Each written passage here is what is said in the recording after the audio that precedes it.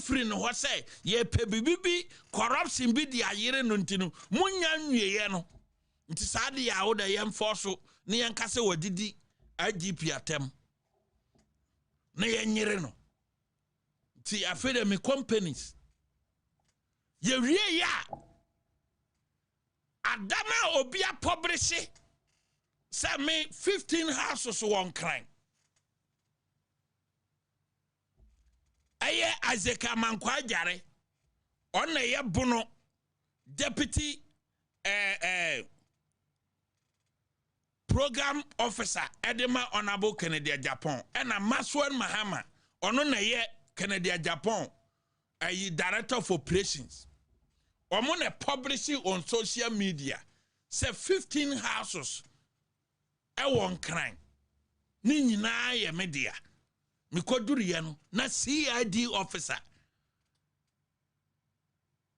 set se wonu ebisa me say sa dan na Kennedy Agyapong crofo no publish say eye me abronye dia no fa hin na ewo me nkonkwo kire omo me nkonkwo kire omo wo mre kwa me ankasa ma twere krata ade akwa bie na fo say omo investigate sa 15 houses no omo say eye me dia no me kokoduru CID aso ya investigator said say wonu bisa me say Kennedy Agyapong crofo na make a publish ade no social media azeka mankwa jare ene maswor mahama say 15 houses no ebi wo dome ebi wo ha ebi wo kumase enti me nkire o mo location ene kwana me fa so me akwae nam say we anu ye ne simple me dini nyina sa dan dunum ni nyina no oman nhwehwem na me de ni nyina che oman Ghana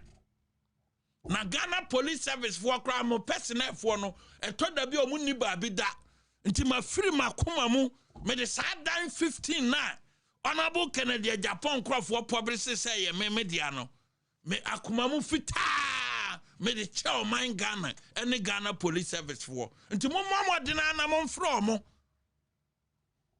no mo nkire ba bi o me de minim na mo koko hu na ya abronye dia me de che oman Ghana 15 ni nyina me de che na mo wie so a enya sa me de che keke o mo wie a mo nsa no mo me kwa adu na me duru kwoto a nya fe na me kwa kasa enya me dia me duru kwoto a magi atum se ye me dia se be ya me kɔ afia sentem continue enti ugina obi social media yi a ono atwere eye maso mahama director of operations Kennedy Agyapong campaign team Bono region azeka mankwa jare ne deputy program officer say properties we nyina all because maka Kennedy Agyapong asem enti who ye CID officer who see didi IGP atem enti eno na ye ebe investigate ye duru ya atem na sem no kwa wie properties e obi a publish e o social media eno na omo kwa kan ho asem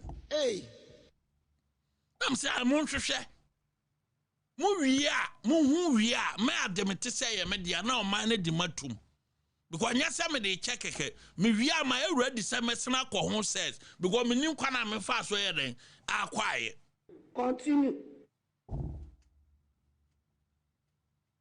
atinu wo mo a wi ye ne ba bi o mo di interview so ko no interview ni ko no any response wa e ba no ma hu say Womo ankasa ni case nti ade atin ya kwadu omode ba ya ne say what did the IGP atem continue na me no me obi a wo ba ka kire me say magidi IGP atem nti me mpa na chew na makwa akopa na chew ane dia mo amodwene sa no mo mfa sa asem ne nto ba bi na me nante o wosi madidi watem dia na okokoto a wo ma police atim because security ya odia chimie na me yasim ba be gina akwa say ai madidi watem ntinu yohono me ba be power chow say wo to na say ya bonkrofo aprepre mo mamoja etu omo wo safa ho eye ho 419 na wa ba be ka kire say wo no ya kan wasem ntinu asesa abronye meba ebe di kosua crate ebe power chel nyesa abetimatu na me no omo a womusuro ses ho no amekọ hokra na meda pa me wo fie kra mentimi na enti samadwe ne sai mo chi abronye mana mia na no dia ane agro bi na mudi o ana mo a mo nso mo se ai obi na abo ne dia ogoka obi ho asem ana nipa na ama na koses no me koye no udu abo ne nti se nipa na mo ka se me koka ne ho asem ti na makose me koye no mudu abo nti ne mo kase ne nti makotua daneka se be ya neta me kwa menya baabi ayeden ada eno no kire se wonsem na obegina ho puppet ne so ne wayi ne so aka no me ememe me se me koye no makwa kotua danka Tebe ya nesta na me kwa menya baabi ada. Nesta na me kwa menya baabi ada. Enti mama mfa ahunahuna bia me kroso mani so. Ne asese me ka kire mo me ka kire mo. Me Bible no me kan ya baabi a me ti ase pa no. Eye baabi atem no wo no. Proverbs honom no. Eya me pe ho kan papa. Enti me kwa sorry ne se sofo an kan Proverbs honom na. That day correction no ya da mete so. Continue. O ya da mete so because ho na nsem na nkasa ye dey. E ho na bie nipa madwinum. Enti mamo nyama dwin say, aban ne baba ye say omo amode achichi ebe hunahuna omo. No maka omo no atum because omo suro bie na say no. Me de mo de me kwa meko. Because me die me ditum say me nkofa obi ade. Men use political power and foul minor deal and call who says you. Na mom, minyao dia, no din some form, make a madrinatro, and cobabia. And cobabia. Me waha omudi petition baba sauce. Omudi petition by Kennedy Croft one, and the petition be peso, say, I wear some monchin or hono. I am a serre. Monche me wo because wo no ne na madi watem wo de baba beto aso ma men kan justice toko no ensem no enne anumrei enne yensema e boroba because say yet na on my way ye baba tena on my Ghana ni ya yenhwe ha amo machim Omachim, ma menensa atinchim no. At the judiciary no acho mu bottom. Tisan ye see court na no na. Wamo pesa omo di judiciary ni show mu bottom. Free. No mu control judiciary no.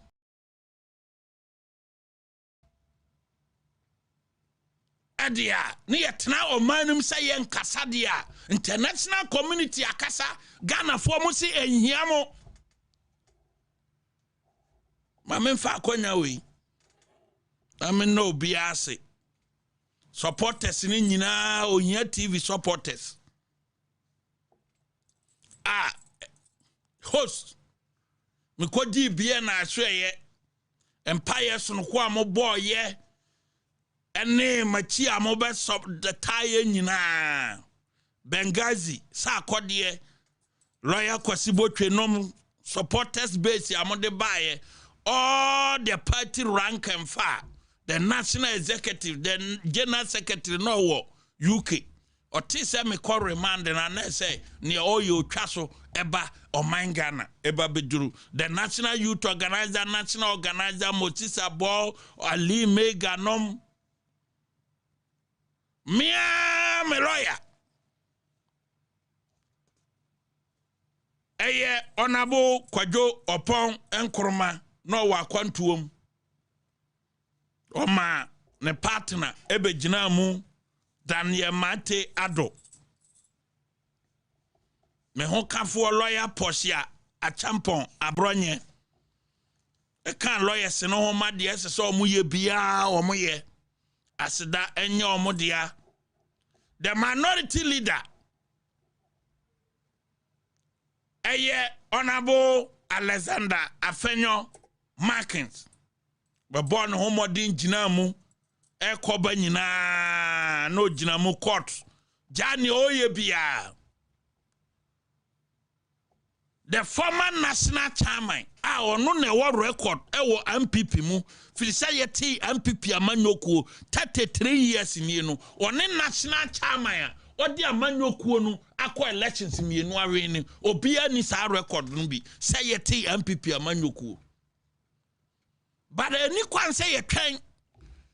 Nana yasin ye kodia dance, and Naya Freddy Bray, a bill wa didn't be say. Ofrisi people mun ne bae nti e bona baso a enye yie e wrong wo mo wo sa adwen ni bia no e wrong obi free baby e be ya de ni yie so far ye T MPP Amanyoku he's the only national chairman our the party no akotu general elections no ware ni atinye bia obi antime nye sa de ni mfiri ni nsam yes ono nko a aye chairman lawyer what's mau bray ono kwa na what's our record no na hwe papa akokora na ahomache 4 na ne ho kani message na bray aka na tikọ say sorentem na court abronye ho aka adwam na orman aba abe legal team na asida pesie enye chairman wosi mau bray e dia ne record ne de e wo ho a obia ntimi mbiti e wo MPP mo maye nye adwen se ofrisi people na baaye e be seti sa record nti e bona baso a enye ye e bona baso a eye ye Honorable Godfred Odame na otu kwan akọ UK asem si ye otwa ne ticket so e cancel bibia e make sure say a week ni nyina obewa ha to make sure say a year beto year aseda soronko enya ne dia kwadwo frimpon obabono mantamu a Honorable Ignatius Bafo awia Honorable Kwasi Amiatreme Honorable Afretuan ye bo anom nyina e de o ma hoden e ba be boae adofo a omu free achi constituency chairman wa bono region omu nyina asida pesie no enya omodia ewo achitaso no ho a omode be maame ebra na ye kame kon atim atechem wa mreko amenye bone ye kame kon atim atechem wa mreko amemfom oman ne mra nti so obiti suna sort in the morning show host to be kana sema achire na me reply sa nipa no so officer onu kroma na onu neti microphone nim na onu ni ti so chen obi na so wonyansa chen obi a e wo kroma ni nyansa no omfa nkyire ne maade na ne ma no kosku o mabon omkwa pass na omkoye degree a pass ni fe na omde ba fie achire ya ba reply no eti chidoma mo ba boy nyina na kire se any party for across the 16 region all the constituency officers enyina polling station executive party full soldiers nyina chidoma mo ba boy maniso ne me metima ye de ma hoden aye ne se semetna sema ye sisi the new patriotic party na be ho asem na me kase meko bie na itime nka de me sa de ne de ye mfa mama ni so ha ene de enka ho a mia mofa lawyer obribu ahin omunyina aka legal team no mia madam fo afo akwa lawyer afo akwa omunyina aka ho bi ti me shamo bo say break na tene de ate ye ba huna MPP fo nyina ma o makwa akoda no ma me mapie eti kasa bebrebe tietia break so na no pa maka kire me wife say o the topics na wo so be hihya amame e de ye program e wo ohia TV ha no de wo hihya wi a achara ba be 4:30 ube kofie uba kwa me dey another topics eno na metimi abomja amaka ni pafin eno na wa wonti ase no kofie a na wura eti break de o ka se tete break ya na se me ka ewo break de me nyi skanto me da bia me ka na mati break ni dada ena me nam nti adamu nyina ase na me to aso no na me twe ye nyina adwena si so se ade e ko so na anu na ye se Ghana lawyer fo a o mu ka bia eyeye me legal team no o man no a lawyer fo binu mo hu se ne e keka kɔ no so man sorry ankasa amfa ho a one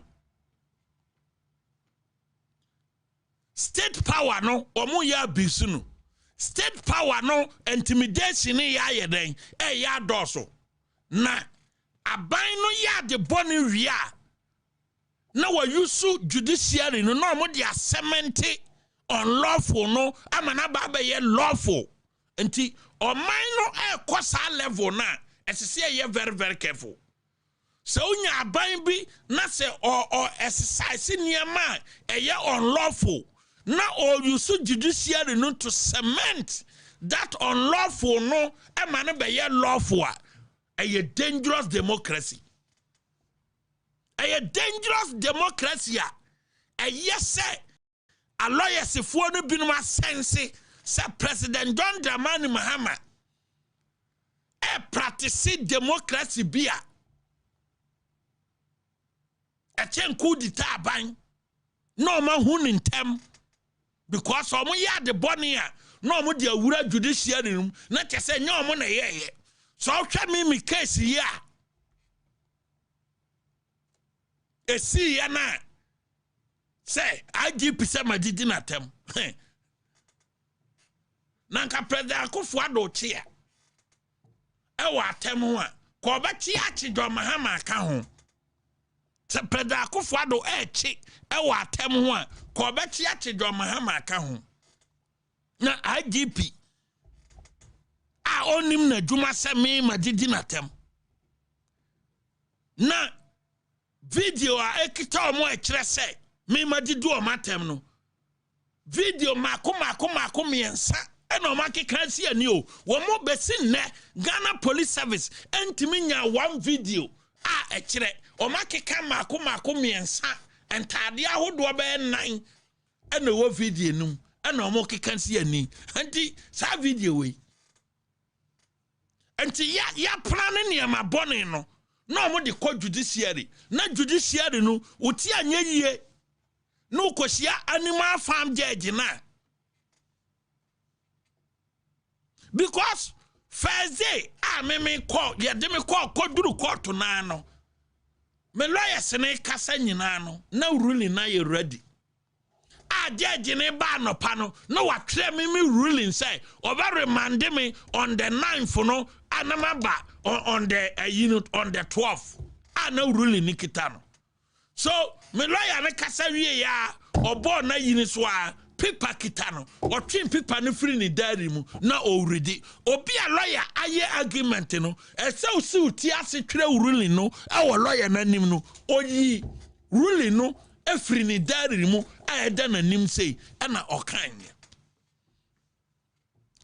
before ansa na obeyi kura no ne madika na hu that was the first day. Eti ya kwana na meka kire lawyer ne say me lawyer Daniel Mate ne say judge ne no atwere ne ruling ne difrifie e de aba enti himfafo ne hu na ebra lawyer ne kasa wie ye no judge ne yi ruling no efri ne diary mu na already himfafo ene ko hu no on Monday na nwumre na ne ruling aye ready himfafo ne ko hu no ye clear ruling on the 8th na najo na mom charge sheet no ye file no on the 9th no anopa ntimi ye ba arrange me e wo court no na judge no on the 8th na najo no wa ye ruling e de ase ne darim say akwa ne ba ma remand no na me de ne call on the 12th no oba on the 12th na masana remand no because Oka aban nasem. Yakwa on the 12 no. Me duru ya me jina adaka mu no. Me ya don ke me mfa ho. Because the same thing na so on the 9th no, on the 12th no, so the same thing happened. Ebra afanyoma kenum nyina afanyoma ken sorry ya. Na or request for bail no. Na judge no koko aye ready sin nchen. Ruling aye ready da ho. Enti say lawyers no mo wodanum ho nyina ehunye. Ebra mo kasa wie ya no. For the second time, na judge na sena yi. Another ruling at the free. Ni dari mu biem wa yi ni say A4 sheet no wasana yi o. Obi a wo lawyers ya ba wonim no waka kire o mo say wa mo kwan. O mo make o application no.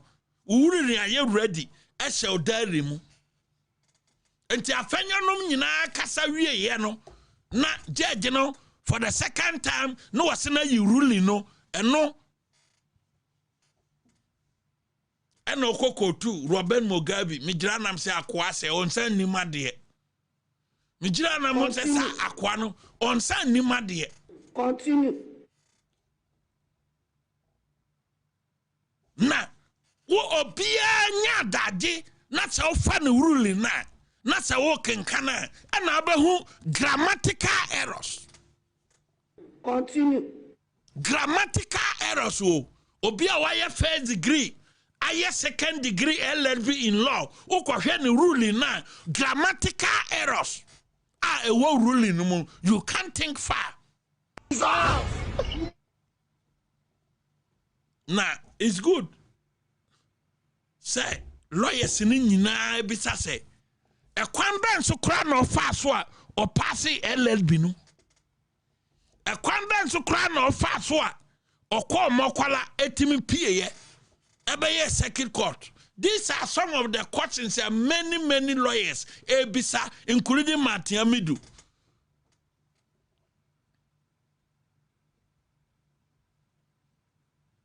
Including Martin Amidu. Na say ye see or mine ye diatum say ye the democracy ye aduma. Democracy ebeye aduma me nyina ye diatum ne say adie na nya ne yasore se nye. So be you so state power ade intimidate na manfo a na moto omo fi so eye MPP fo na ye intimidate omo until we don't care. Echina enye MPP case yo na mom ebeye wufi a wato ebeye plot a wato ebeye contract bi a wo no obi wo na akwa wo court. Nefa aban bi nipa ho ne wakwa pie mu e wo judge bi say anim na ho e na wo ba bekekam say manya fair trial manya say no wo bisa ho say na no ade ne start here no me contribution in some ben na meka e de condemn ye say wo to na say ofi say eye MPP na omo tete omo nti emfa ho say Ghana ni a etina bi a different issue ado obekwa kopie wo court. Etina a different issue ado obeto abanyama niem na okwa wona aban na ekwa kodi na sa victimization na officer ye victimize MPP for enti won ka ho asem emfa ho won ka ho asem no etina be ye 10 eno na ekwa ya yembulu a o man Ghana amanfo te amanone international organizations etimi ka kire ye say o man Ghana ekwa na mode justice tokono faso no enye papa Ghana ya te say ya ye ho say ye hu hwe. Now ya file petition say Chief Justice ye remove no. Ye remove Chief Justice no. Enipa o remove Chief Justice no. Ene Okamu lobby say Yena appointing as a Chief Justice. The chairman of the committee, Justice Puamai, Chief Justice in Adi. Enti ne ukwa Supreme Court to say information amede mamon and name say the senior judges are more Sisiano Amadou Tanko, Justice Puamai, and Bafuboni, a morning. Oh. A morning, and the what Supreme Court was CCA. Now, the question is that more namo say, as a second another danko akufo the deep post no, Emma the most senior person, was Supreme Court to honor no. Ah, no more better no, and let the most senior person, was Supreme Court to a Justice Bafuboni. Adena masara monene kwa kopre. What Justice Puamai also ye senior nti senka ye dia nka se ukra na ye di Chief Justice Mayate but won ye senior entem Bafuboni nti se di senior kan sem na se ne mo kan no sa na tie dia eye da nei moni Bafuboni e preposition no ho ene Amadou Tanko say campaign Amadou Tanko to become the Chief Justice and say Fitimira a different 1958 yenya Ghana School of Law ye establish Ghana School of Law say ye training yenya legal education or mine judiciary a different 1958 ba aku ahodo abam nyina no ekono yenya kramoni Emane medi Chief Justice da. Enti Amadou Tanko compare all yen say for the first time no yema kramoni emedi Chief Justice. Amadou Tanko compare all yen no. Or say yema kramoni emeye Chief Justice. The question me be san say your campaign message. Obi amfa ho. Namom enipa otenase senka ye hwe Amadou Tanko wo pass records e Ghana ha ene niama bia waye as a judge kananado danko akofo-ado onfa unko Supreme Court. That is a fact and you know because one misconduct to the extent say one say be as say Supreme Court as say cannot crane chiro Amadou Tanko sa manfo nima me mama hu Amadou Tanko say Amadou Tanko ana wayomi case ni koduru na nima one wayomi atena se awiakete no mu bua asem no ema o man Ghana e boka 51 million Ghana cedis e yesa jeje hu asem na meken ayesa jeje hu asem na meken o man Ghana enti se de financial loss e ka asem dia you are not supposed to be there because who the case ni beto wanim one year due diligent am o man Ghana actually 51 million Ghana cedis wo de ye ma okofia enye ye meboa wo de enye ayi your friend saying misstated behavior ne bi no enye misstated behavior ne bi no say case ya ba wanim na one year due diligent na o man Ghana actually 51 million Ghana cedis wo de ye remove as a justice of the Supreme Court and as a superior court enye because we are dadaba all these things nina koso but MPP as a political party overlook these matters and send you to the Supreme Court because of your religion. Because ye nya kramoni emanin koduru Supreme Court order until we send you there because of your religion. Na mumu koduru wa wiye no afen na mu be hu say MPP fo ye nkwasiafo ntie kokko ye adwuma na party ni ba power na mo de region aba lobby na mo de sa region no awake tia the new patriotic party because ye Jimmy ye nam no after 31st no ye be ye nkwase adwuma sa akopim say 2028 no ebia nkunimdie be ren ebeba na mo mutiba bi because minim school wo akwa chen me. Oh yes, minim school wakwa chen me. Na minim nyansa wo chen me. But what the religion and nam home ye do ko Supreme Court because you campaign message ni say Supreme Court to Kramonin ko hoda am PPTA ye tie wasem e do ko. But the same person now office religion ye papa ye nyina gitum say faith dey ye faith ukoye na esom na enu nti wudi ye campaign e de call Supreme Court wo mumisa ne say o de som no e na ye adwuma na odi nokre e ma som na na o timu up against apontia office saban na eboa wo amadu tanko manajuru amadu Supreme Court honum ye hwe political background na ke mfa nko Supreme Court wo because MPP ni bia nim say amadu tanko eye NDC ni but we send you there ye hwe political background na ye mfa nko ho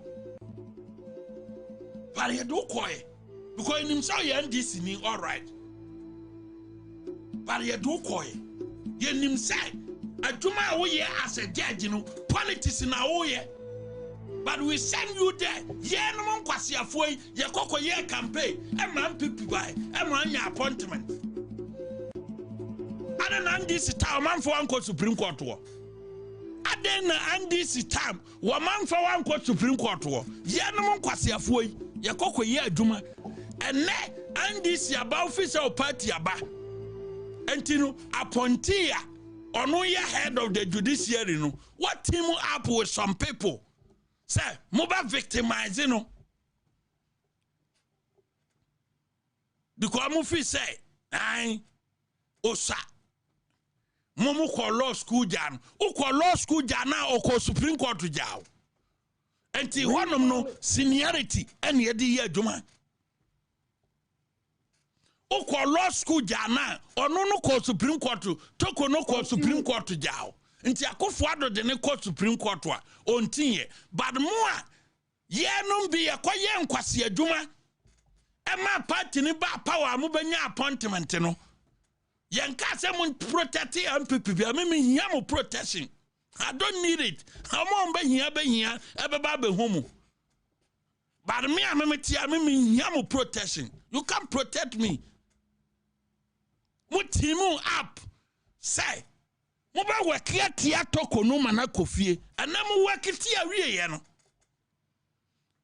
mo a mo wakitia wie ye no safi da duru ho ana mo ti Supreme Court ho obi sia ne nua onkasa ne ho because akwakoye say lobbying bia start e wo Supreme Court ho and to be in Casobu, oh yeah, sure, yeah, and of course, Supreme Court to nay. Oh yeah, it's true, yeah. Now see what this kind of judiciary as senior judges. I was Supreme Court and Casa, I kayo astati because a quanam of Fasoma, the head of the judiciary. Kofieno, and ye kwampa, and Timoma Tramo Eko, because Kolende at Yesim or Petit Justice Yadi. Kolandi atiasim operative justice yadi wo mu nyina wo nim hawa wo mu scheme ade no yes Amadu Tanko operative justice yadi wo mu Jeffrey Bafo nsam enso ye ka so na ye the most senior say enti senye ani bra na yamode a mo amu lobby sisi ano bibi adi adanse se mo ye ni brefo wo mo amu lobby sisi ano ai bibi ada mo amu lobby se yemfa chief justice ne mo amu insert say president mahama be maintain bafo boni no wo mo ye ni brefo nanka nyeka na enka eba ne sign na committee na yetiye edi remove Justice Tokono no committee chairman na ono wa Supreme Court honom no ono na ye recommendation say Justice Tokono ye nyini mfiri honom no ene ono lobby say ye mfa Chief Justice ne ma no enti mo say wo ye proper assessment wo ye proper reasoning wo ba ka kire me say committee no wo mo ye o madwuma yi say me ye de adwuma ba bejame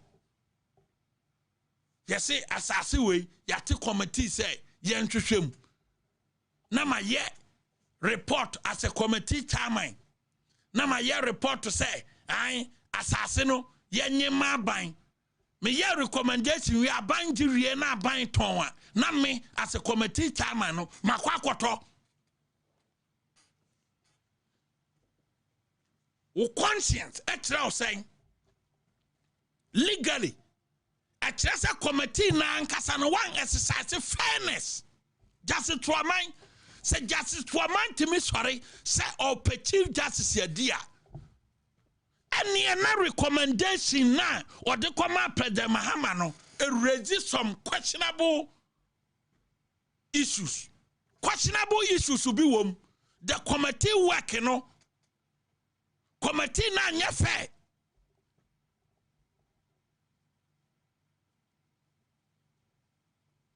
judicial bias be here then ekoso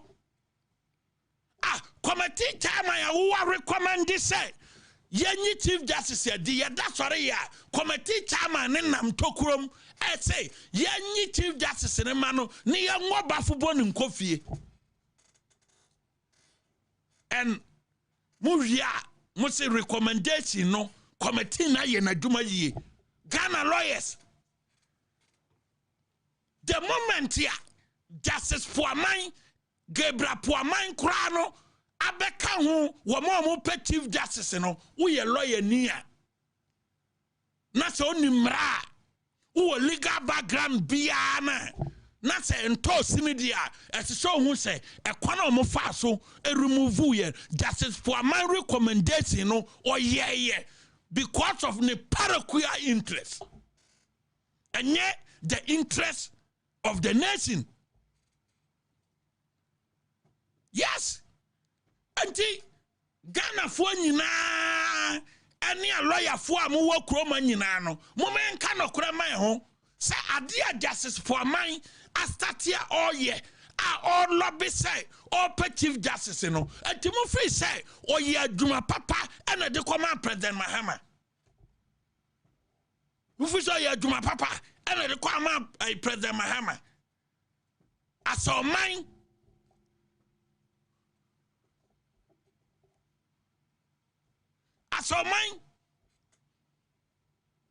Babia nko starting lobby nano ka Justice for mine come put to pressure for him to resign from the Supreme Court because wanye na dwuma yi o man no kra yi adwuma o man transparency yi adwuma no ka bana no ka Justice for mine attempt o make say yena pointino as a Chief Justice no or mind be a serious one ka demonstrating ka ya put to pressure on him nanko no ankasa I resign from the Supreme Court because wanyana dwuma ye as a committee chair recommendation no ye no or ye say a china position ni ba beto ha no akwa lobby into onya fit to be there. Yes. O man bay we ase ba bia no asade no basi se yate committee koda no na hwehwe asemu asene ba beto ho wie ya wa wo da no wo pese benefit only Ghana we no nyina se wo mo kita legal brains I tire judgment e wo krom ha no mo se mo bia anka ho asem ugo kan ye se tietia break ni dia apai ekwana omode Justice Tokono faso no asese ka no kora kire nipa na obi ye petition say the Chief Justice as a head of the judiciary, you because we misconducting ho. Na me te say bomb for lawyer bi mu you remove say Chief Justice there and Chief Justice no any Supreme Court judge ni nyina ya de kro nti ya ka bom ni nyina tito kofie. You see, me won the last time me kai say me bi kra wo ha be the 1992 constitution. The appointment of the Chief Justice.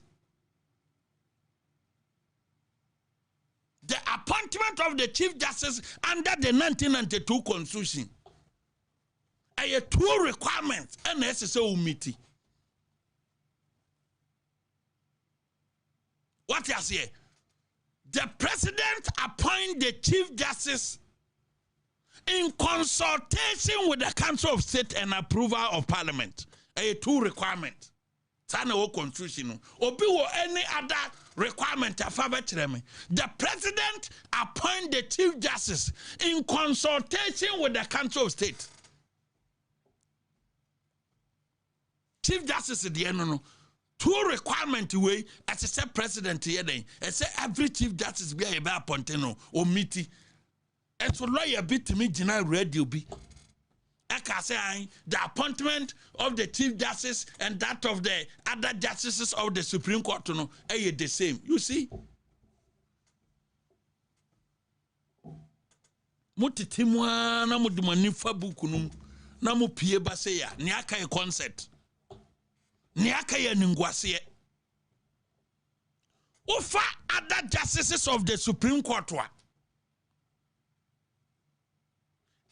On advice of the Chief Judicial Council. Would I make a canconami? We are come provision in the atom. Offer other justices of the Supreme Court appointment in a year on the advice of the Judicial Council in consultation with the Council of State and approval of Parliament. Three requirements. Other justices of the Supreme Court, three requirements ought to be met. That of the Chief Justice, two requirements ought to be met. Until the same in the money. The same now lawyer no eko gina ha assembly because assembly is popular into a person can be more who say or loss certificate. Until three requirements no and any money. Moko kwa certificate ni ba be good dan na se mfuturo egusua. Mfuturo egusua. Mo se zumi lion ka bi atwama. Utimi di tum obi ansi ukwan. Na mom sa asembe ba o pesa trese ya frɛ lawyer wo so kyerɛ wadwene adwene bonto. Adwene a mo kyerɛ ni nyina no eye adwene bonto. Ye ka kyerɛ mo praying. Adwene enuru ba bia. Enko hu wa constitution na mo pese mo dana ni no mo dana ni kura na enyere emfa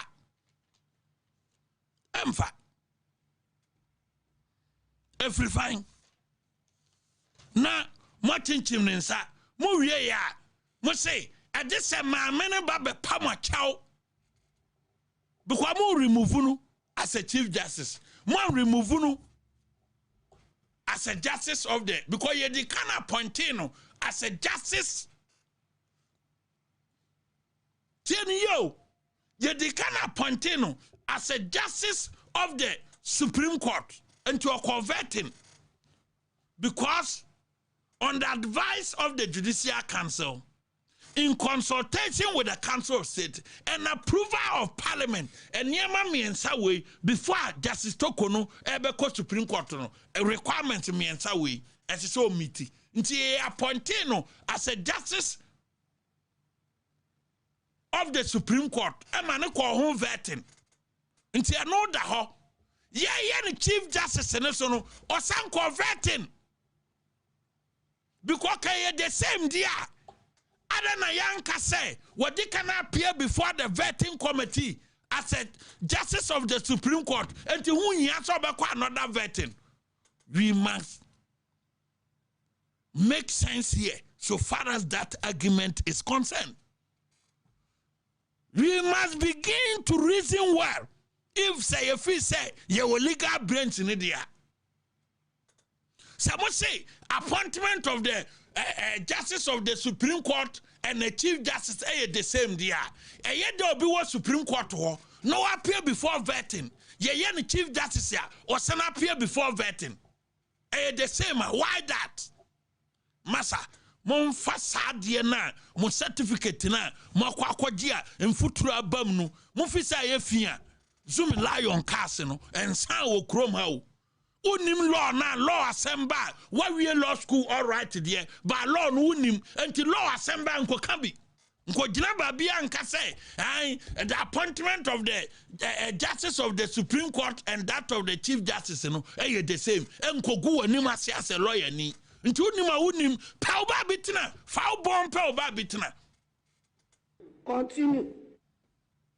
Fabon pe ba bitina na nkra no wo ma ba o ma dwum do mo pe bibi nyere ensua na munya say asem bia ye popular na ba krom a obi apese obo company ate say lawyer ni kasa hwan na ahyew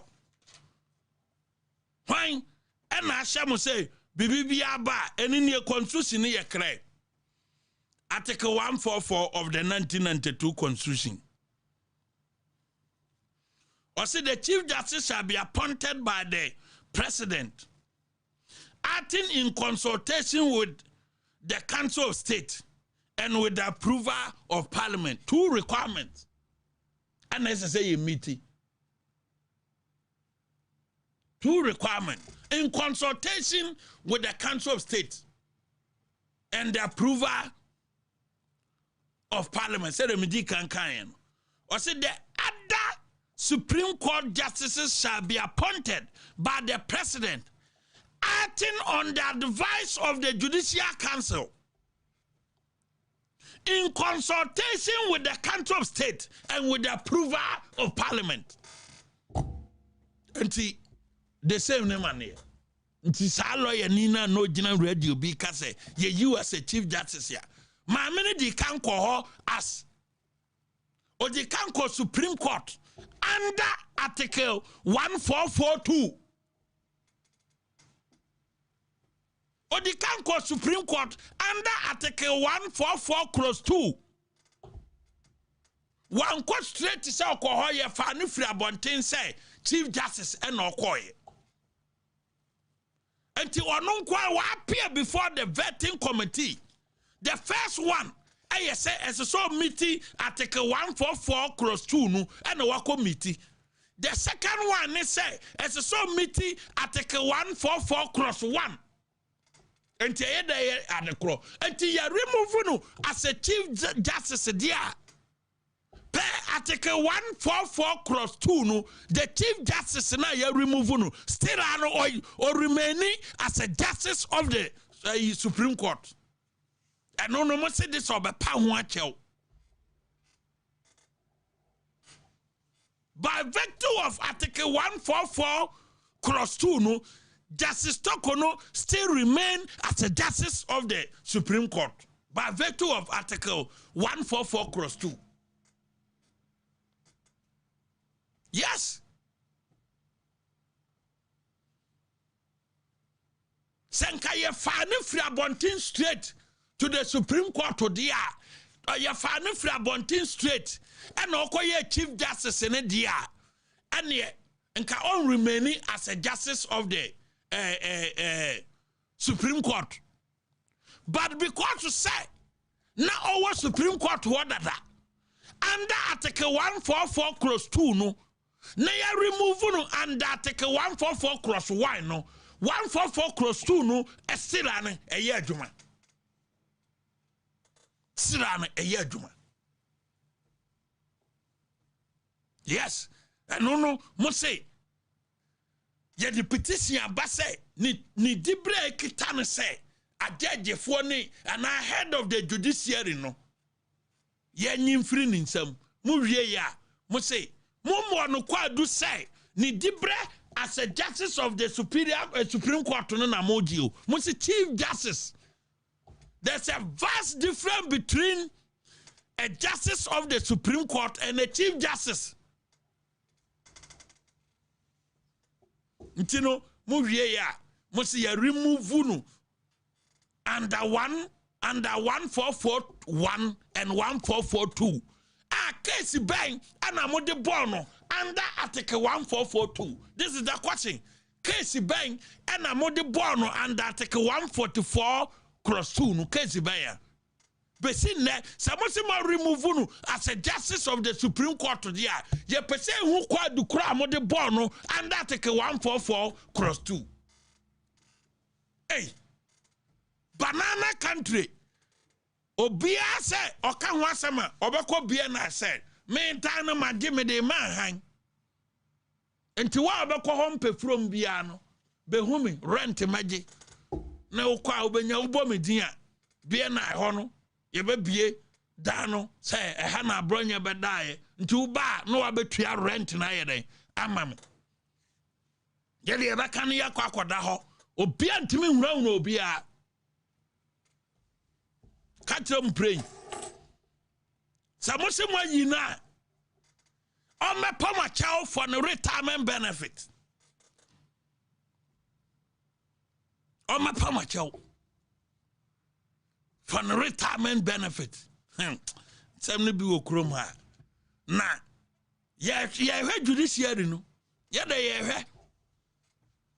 Say case ni anko do Supreme Court no. Yehwe niema emfodu ba eniema emfodu no eba no yebehu say obitimi yi chief justice yadi owi asesa position ye mfa mame nti nemo ya aka nkokorafo amogu Supreme Court mo ya aka because mo pebafo boni post wadi nti mo namase kolendi ka ho orobe opebafo ponu post wadi Amadu Tanko chief justice post wadi Puaman post no bi adi yetia ye hwem eno no kokko wie say edie na wom na chief justice ne kunu atukwan mose monti ase o mine policy under article 71 na yet me recommend Article 71 of the 1992 Constitution. No recommendation a bia ban say President Mahama retired 2017. No, what the same say every 4 years on any year any abusia 49 or mine before moka affront to omo edo makwa kwantuo 4 times in a year. A Ghana for ye na ebetua. Yes. Ghana for ye na ebetua o. Eno no mo say papa. Speaker of Parliament. Etu kwan ama Parliament tua abamba be ne yire ne maka e wo Dubai.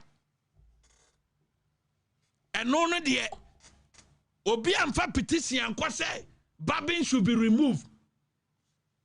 Abambabin o time na on tiapo o Dubai esa ne ho yade no Ghana Parliament etua take it travel allowance per diem ne personal aid nyina no or mine Ghana per diem $5,000 a week yade ma Babin aid personal aid mienu ne yire a not in ho ehwe Babin ewo Dubai na Ghana Parliament or mine Ghana yesika ne etua ba ne ka per diem etwa take it mano and then must Babin dey remove na enye yie because ono de ne yire ne ma ene ne personal aid ekotena Babin ho ehwe ne yade a eno dey okay na ne ono ne kunu aye policy ewo ho all the chief justice enyina back on the same policy. The only year mudi remove maame na no say oni ni kuna tukwan na nkone ne boy na ntukwan meboa ana maame na mo pe no and this brother mama o pe toko na opete ka toko no ni wu na ntukwan o pe na aka mayehu se toko no di ne kunu tu kwan eye oya entina mo say mo set committee and remove na now penanka pesa ono na ntu kwan because Speaker of Parliament one ne yire eko Dubai omo wo ha omo dia yarsa no Parliament ne tuaka Parliament sika eye Ghana fo sika makofo sika nyadoafo sika nurse fo sika carpenter fo sika baba fo sika ana babe ne yire dabia na omokoba ana na Ghana ye de hwe babe ne yire wo mo ko bia ni pansia plus bodyguard and so na Ghana ye twa nti ombe kwa ba ko bia aba no na oman Ghana ya boka $200,000 Dubai ombe kwa ba ko bia aba medical base ne nka ho wo mo per diem any ticket ombe kwa ba ko bia aba no ne yewu eno no yanyina di babe nye ebo no meboa President Mahama enai ne yiri ewo UN brofo bia wakọ keka wo ho no enye brofo kuma enye na kameninche lodina te brofo sa a producer hwehwe voice no mame brofo bia lodina akọ keka no wo honom no mummisa say under the constitution no me mako Supreme Court abua say first ladies for no and omunye under article 71 Supreme Court abua sa ubo sisia Kwame Bafo Abronye versus Attorney General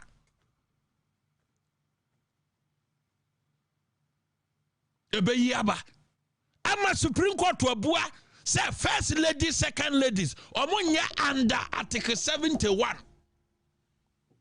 and yatam sika ama lodina President Mahama uwo UN ho lodina so wo ho hwan lodina ekono anya oman ni sika ne yede ne koy anya oman ni sika na de lodina kopio UN ho ene o kire brofu mu wo hoy producer me de brofu na ma o esa hwehwe ba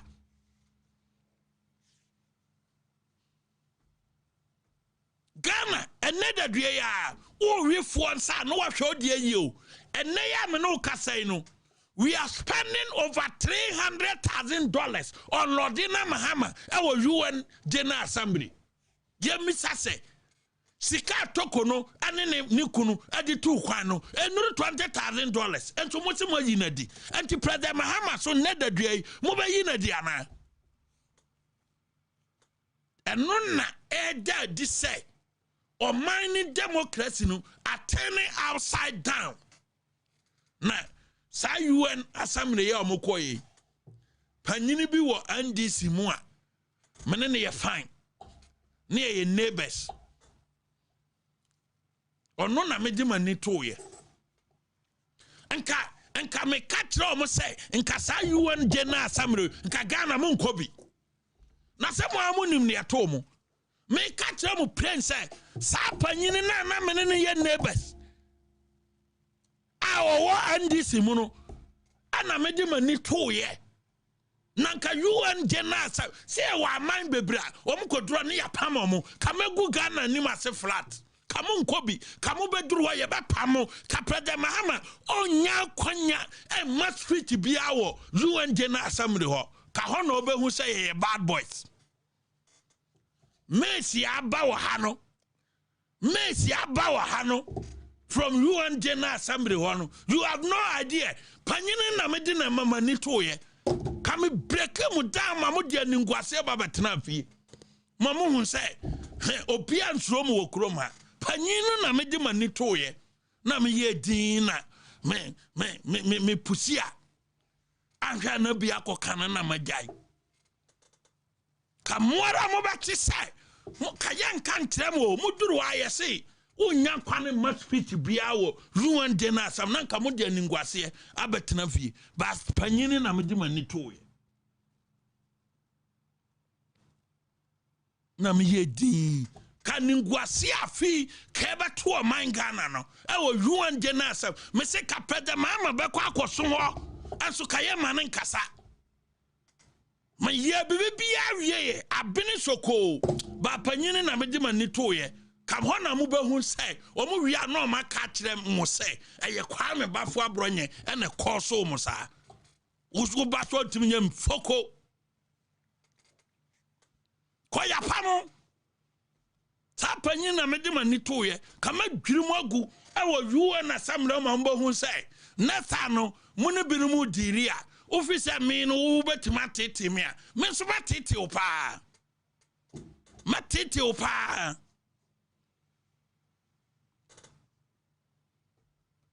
and on my Ghana you spend $300,000 lodina call UN assembly no you spend over $300,000 assembly now corner $300,000 or money we are spending on her e man dey akọ enti eno so President Mahama yem file petition ni anyina dia na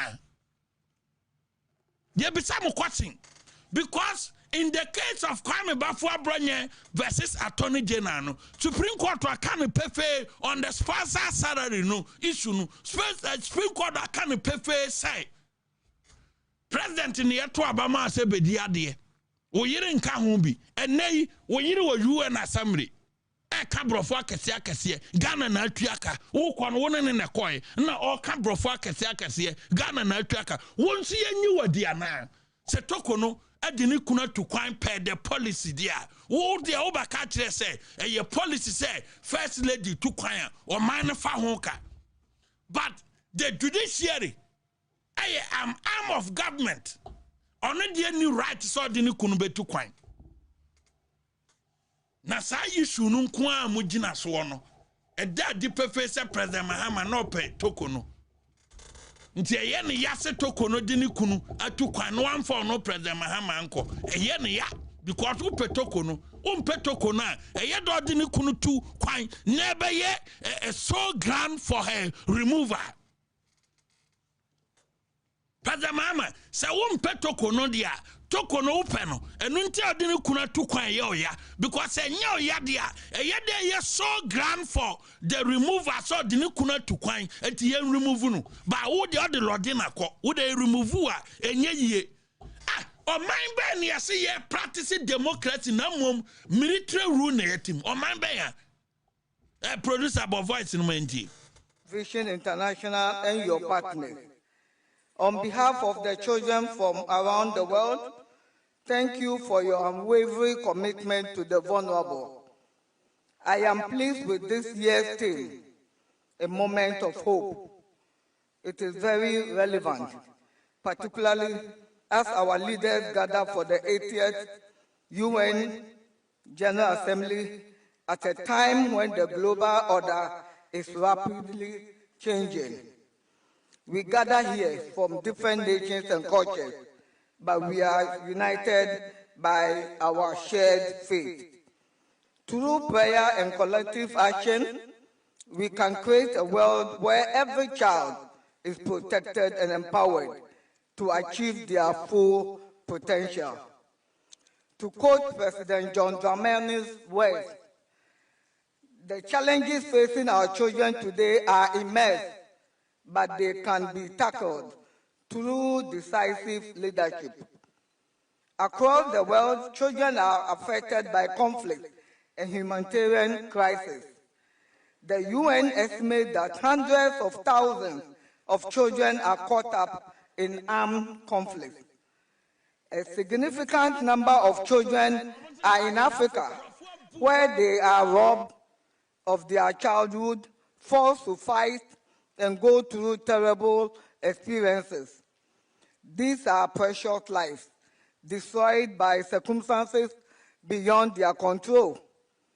When nations fail to focus on policies that safeguard the home, strengthen communities, and nurture the youth, it is our children who suffer the most.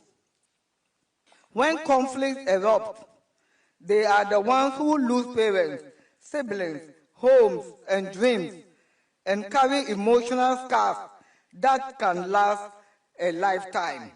This is why this prayer service is so vital. It is a moment for us to pause reflect, and seek divine intervention. And so Yaboka It is a moment to collectively gathering na usho mu face ya Yaboka de ne ko wo de yi wadi enye yi yenko ada issues ne yemurumra. You see,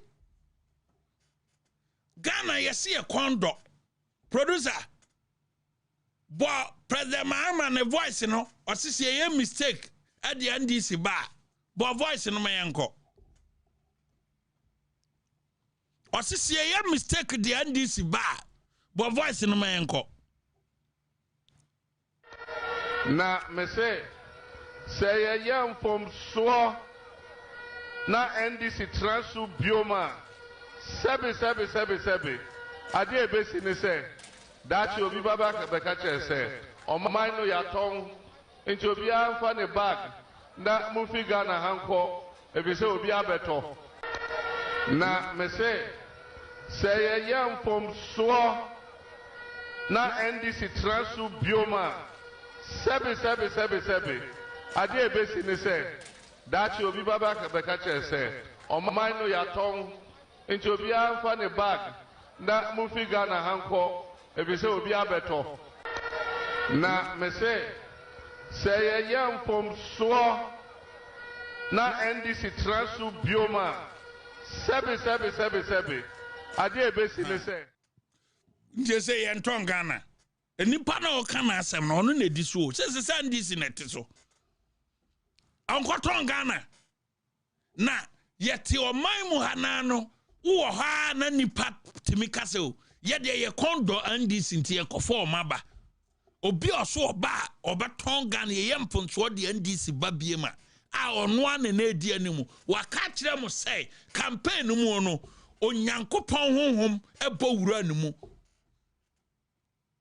Holy Ghost ebo wura President Mahama mu e ma pie firi nanum aka kire mo ka kire Ghana fo say e ma mu nya mistake emfa ne ma honhom konkom bo wura animu honhom konkom bo wura animu Emma adwempa na ekita na enye papa epie firi na numbai e wo sasem we no na enye President Mahama ana na ede ne pe account na momon konkon ana bowura ne mu akokasa se be ya ye behu nipa na o pese ye frɛ no ababio no ye mfa tumi ma no biem no asem we pie firi na no enso Ghana fo ye se aso dene anti edene baba ene edene ba yo yate modene ba ye ene onkwaton Ghana na adia abufu na sese no yense Ghana fo biem e wo President Mahama nsam ne say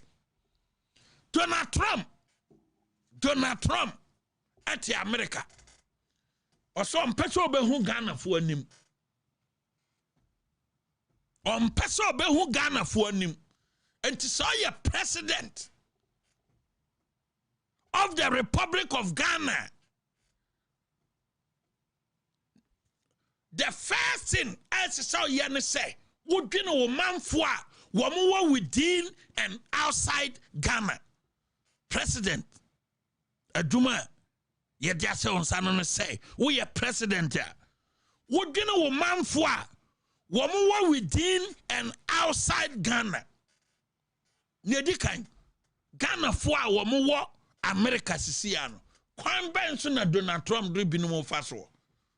And ne Ghana for binum under Donald Trump administration entimi mpie enkoye adwuma entimi woko free to say bad in wo honom no enkoye adwuma because mo tete Udi wagura immigration peke wa the next yini say ye doba na Donald Trump no ti America ese ompe wo manfo matu kwan akwakobo brade abafi abahwe yire ne ma abusuafo egu o mati no omo ye adwuma wa awomu e de aba abahwe omo Donald Trump so ompe o mani mahwe enti wo wasede ne say wo badwene omo ho na obi a ompe Ghana fo anim ahwe no sa nipa no kofa widifuo binum say wo de agi omo wa ha na da bia no paganafoɔ enye koko enchichi bom entoso emfa nkomo omo ya di $6 million pe $6 million aton Ghana $6 million ya ton Ghana akoji enkrofo a Donald Trump fi say Africa no mo se fata na mo nse fata America President Mahama kwa akoji etum agi o maba agreement no adana wonye no agreement no mu say sa wo se menyi sa nkrofo no de a ene wo nso gitum se Ghana fo e wo ho no enka ho e wo kuro no so utim ka sa kire Donald Trump na chese de mu bedie ene se mote dollar pampane a na mu yira fi se mo da doma no amamu a mote se dollar centi kasa dollar no na mudi akire na mom nyete mamufo a mosom mo within and outside Ghana and amodwene omo ho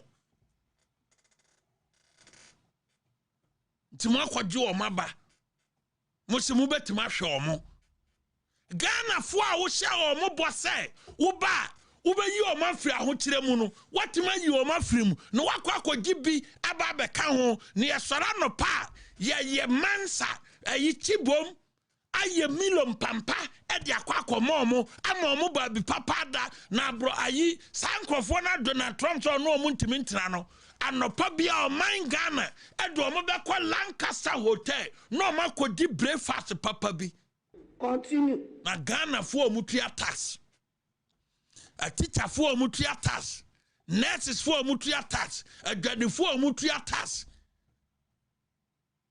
hairdressers omutua tax baba fo omutua tax no omo sora no pa Lancaster breakfast no omunya bidi no wakwa akofa nkrofo Donald Trump say ompe omo na sa nkrofo no de sefata Africa no wakwaje omo na anopa ye di patragu abanka mu ne yi omo yakwa akofa omo afri omo hotel edo maba Lancaster ba bia breakfast papa wo no maba didi pache ye wia no masa nkoda anwumre yakofa omo no maba didi pache ye haaso omo e wo Africa because ye de betuma haaso Donald Trump a ono ewiase nyina wo mo wo facility chain obia no oso ntimi nhwe omo ba Ghana de oso betuma hwe omo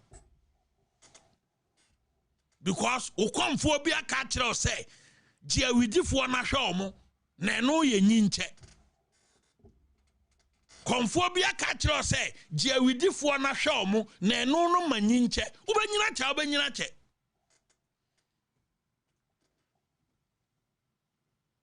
enti wa sema wo kan ye say Ghana fo nim na so mo de NDC ba ye beda sori no na ma ton Ghana no evidence ne na me de ama no enei 2015 ukofa Guantanamo Bay for from Yemen ebae ema Supreme Court bua asem ne say ekwana wo de nkrofo no bae no etia oman ne mra no wabu constitution ne so na oman bia ka President Mahama ontimi medi president biem because what they cannot take a decision be ema Supreme Court akase wabu constitution ne so enti obi a omu constitution so no ye nto aba mane medi president biem finito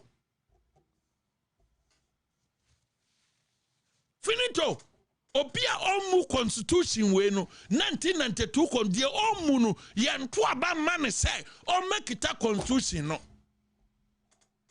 ora mon fante beba ho eba yuan ye kan wasem na makwa jinkrofo ya begu ye so Ghana fo na wo share bo ene Ghana Statistical Service report a kire say unemployment rate no ekosoro adentia mo ba ye no 9 months nie no Ghana fo ma amayu o madi mo makotena fie no over 150,000 and the unemployment rate, you know, we were approached by the and the Ghana Statistical Service report. And ya abronye neka Ghana Statistical Service report just say unemployment rate yɛden ekosoro all because mo ba ye no enema papa na nado ni ba mi aban ye no oh mo yi omu nyina di ama mo akotena fie mo mfa adwuma na mo fa no wo ma no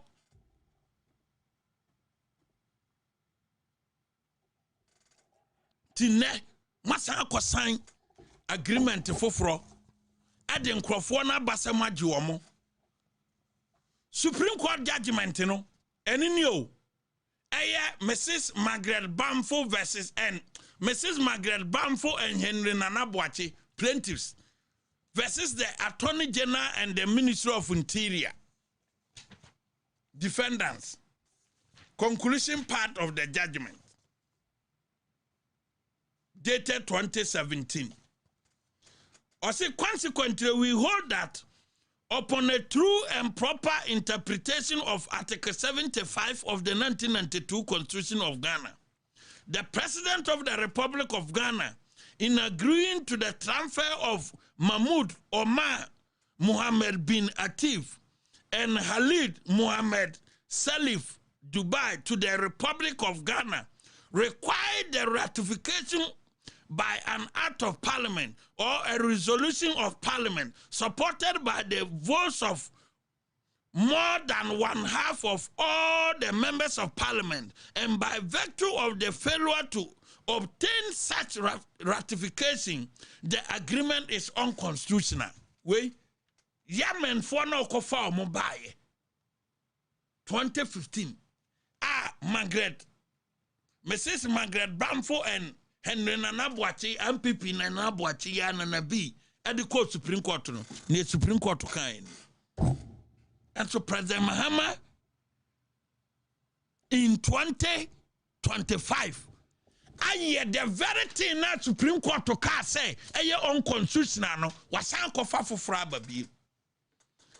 And the argument they advanced at the Supreme Court in 2015, 2017, today they are advancing the same argument in the Supreme Court 1 year and 2. And Crawford na ye no motemai argument ya mo de man na no e wo Supreme Court to say mo argument no e lack common sense no and the same argument no e na mo ma e fa Crawford ya makwaje wo mo afri Donald Trump hoy di ye kwa na e bai and wonenam UN General Assembly and this is supporters omo America ekosia President Mahama omo say thank you for affordable electricity and Ghana ni bia tuka eto petro 300 Ghana utua dumso levy 30 Ghana series uti America we NDC ni enam se patro wo wadwene mu nti President Mahama ba honom no a mo benya sika free ni nchenti mo de bana e ba besia no enam se patro wo madwene mu NDC fo na mo wa America patro wo madwene mu nti mo besia President Mahama e wo UN General Assembly ho a mo se mo da President Mahama se or the affordable electricity aba na President Mahama ba ye no electricity nko ano ekọ 18% increment. Akufuado 8 years in Indiana, 5%.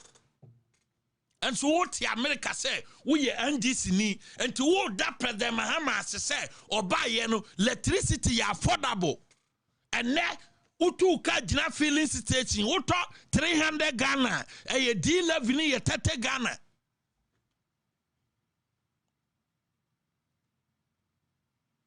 And now residential, commercial, hairdressers for do penso no motor electricity 30 Ghana edibo someno and no motor 150 Ghana. So munima, what I want to America ho? Montana America ho nanado penso no obia no to le hairdresser near no to electricity 30 Ghana no. Our nanado pensono edibo some and under John Dramani Mahama or to electricity 50 Ghana enibo some obi a high 1 bedroom ewa kraha Nanado penso no to electricity 50 Ghana edi busumi twam and no to 200 Ghana busumi so nas asa uti America ukosia president Mahama o UN General Assembly we say thank you for affordable electricity. The only thing mubetimi akatre Ghana for ashe Ghana for abufuo ni say president Mahama ba ye no electricity buo akofam hairdresser for matibi ababa for matibi welder for matibi nurse for matibi a teacher for yentu amoka matibi say yes electricity buo abafam fabana na to no bianwe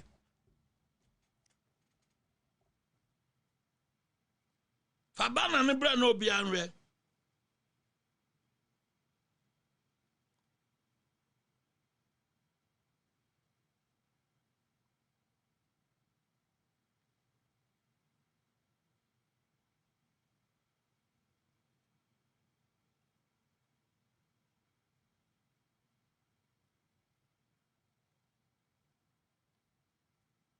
Yes, and that hono. I say Mahama, thank you for affordable electricity. Yanko yanim. Electricity ya affordable. A teacher for na muntri or mokano. Bobo siento electricity no. Nurses for mutifia mon for omadjuma or more muwoma muntri or moka. Weather for hairdresser for tailor for and in your keka ho for no. And there you see electricity. Affordable. Yenyina yasema. Yanje galam say. You see, me be kana waha. Say galam say dear. Uye galam say de da. Galam say hon hyehyɛ.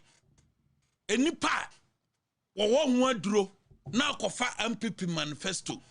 No wo ho anu aduro blueprint no. Ebe si galamsey ho kwan ebe boa ema obia ho atono na yenka say ye stop mining na mom ye be ye mining na ensai o miner japade yensuo ne ne ka ho na ye be ye mining na ne peso ye mining be ye ne mining ni yesuo no eye Dr. Alhaji Mahmoud Bawumia ne mining policy enso NDC for the intro enkontompo ye ba ye be declare state of emergency ye ba within 120 days ye be stop ye be ye say na omukoduru a omso mboa ye de ye nemo be ye one ye time MPP for na time galams enne me e ka me nko a eni kwanta MPP kan galams asem because Ghana for per NDC no omdo mbai me e ka me nko a we MPP near. Don't waste your time on galamsey. Yen yentram because and so yen subonia. And yabakofo ne wu. And yabakofo ne wu because and this is the propaganda on galamsey ne diaba baimu. Into amodi abanat and so say your father and ne ameno kasay no Ghana haba bia no ye wa forest da galamsey for enmuramu this 9 months. Ghana haba bia no. All the fathers yana do make sure that soldier for be protecting no and and this imrantia no abawura forest mo atake for ye ni virgin forest and a secondary forest bia e da Ghana ha uko inside there ye ni mo ye galamsey. So why MPP for mo waste some time on this? Am I benefiting on galamsey propaganda? And Timomo Monfa. Ewu ba nye me ewu ebeba enye me nko na mewu de me nko ho oh ensu bone ba wote akra obenum bi wote hene wote yendi wote paga he galamsey ho yade ba wote tana paga ubenya bi wote nkran ubenya bi wote kumase ubenya bi wote sunyano ubenya bi enti no wo di ata woni asesa yer ewu eba obi abewu bi de yedi na obi anwu ye did not be because Ghana for say and this no mo pay. And people na the galamsey fight by. And then did opia wa Ghana ha biano and to mean country say and this and Solantia Nado and Bawumia galamsey fight. Namun cannot correct the civil society organizations mo wo kroma no se mo say andisi ansorantia ampipi galamsey fight ya na mo nka nokore enti ada na ampipi fo mbe waste muta me say eniema o ma hihye wo dan mu ne say aban we be serious about galamsey fight ya 2027 and now what 2025 enti wo ha wa ya dai strategic document ekita andisi ni say andisi fo nyina antinsi forest mo no mo nkopesika from now to 2027 na 2027 August na wamama uni sisi amene okasei IGP no nka nokore no wamama na withdraw all police for omo galamsey site nyina meboa mo nka se meboa ya withdraw mo IGP na nka nokore ya withdraw police for nyina ewo galamsey task force for police for omo kan nyina no IGP akọrọ omo back ne tire ne say they are not ready to fight anymore. They are not ready to protect our land. They are not ready to protect our life. Enti ya withdraw mu nyina ba. Military ya withdraw mu nyina ba. Enti himfafo na ekonkoko galamsey. Ne nyina ne say yes from now to August 2027 and this ni bia including their vigilante boys ni nyina no emfrase empesika.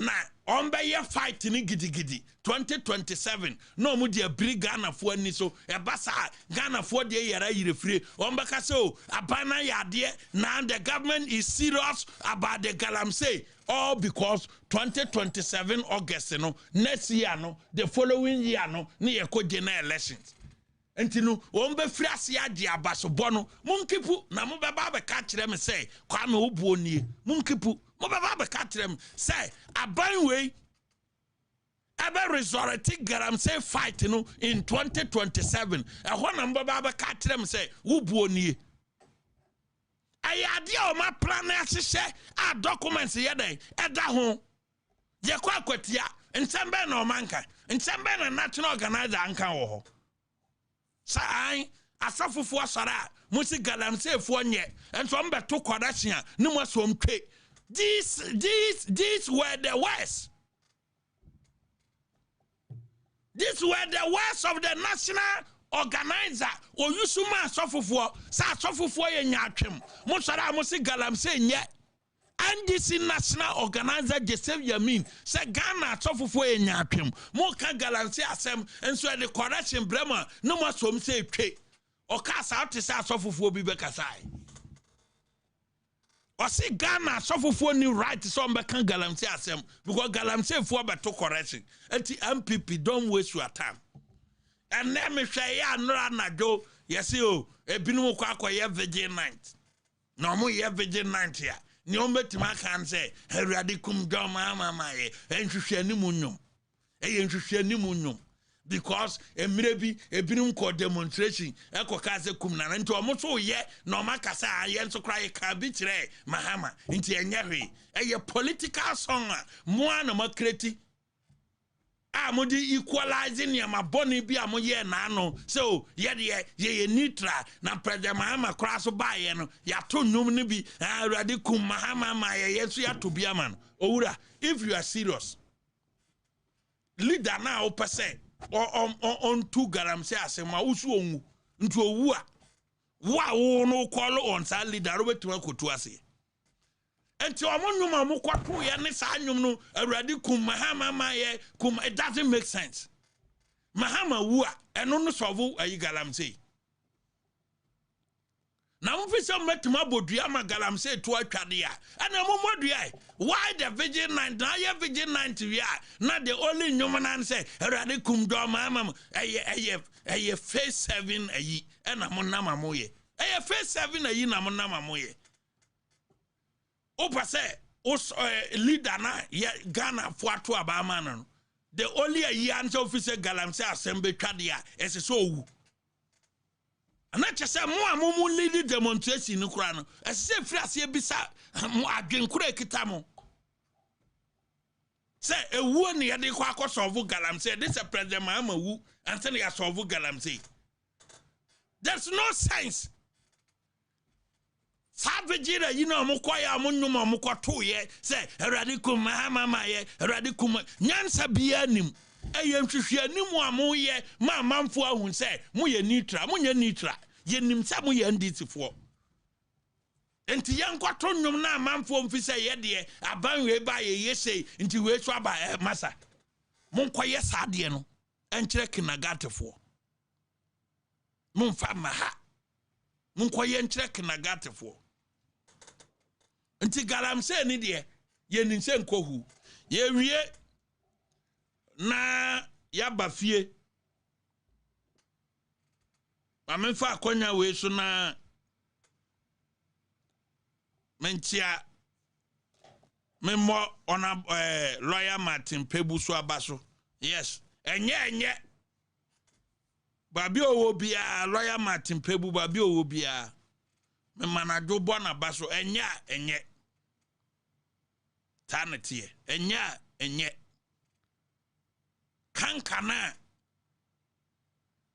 obia ka ho asem no omu nyina eka bi abrochirefo nyina yemfa akwanya we ohia TV supporters amwo YouTube Facebook nyina yemfa akwanya we na yenam nyina ase na lawyer Martin Pebu memfa akwanya we so na memmo na baso because kanka ye tu ase a ye yi political bias ye dey efri ho na ye timatu kanka na se nti omo atena se omo say ade ne de political intimidation and NDC adopt no omo ba abonten abeka say ye political intimidation judge no decision no ye kanka obi na hye na kire obi na ahye no kutupa obi na atokoko amananom nsa on krekre sa anema no to omu nyina babakan yeda omu nyina sese o manchechire enye ya wiye no asemu ibaye amadaku mary plano pa mon kanchire no Dr. Mahmoud Baumia Campo, mon kanchire sa amadaku mary plan me in my political life I hate nonsense. Me catch in my political life, me belong to Obi Campua. No, say Obi din some fua, me no, or the baba me my abronye me territory. On whom babia obedina grayere, ako, so the nimna so nima. Walking from your bedroom to a washroom crano, a difficult for you. Amadaku. Oko can't some fumbi wo, Angel FM.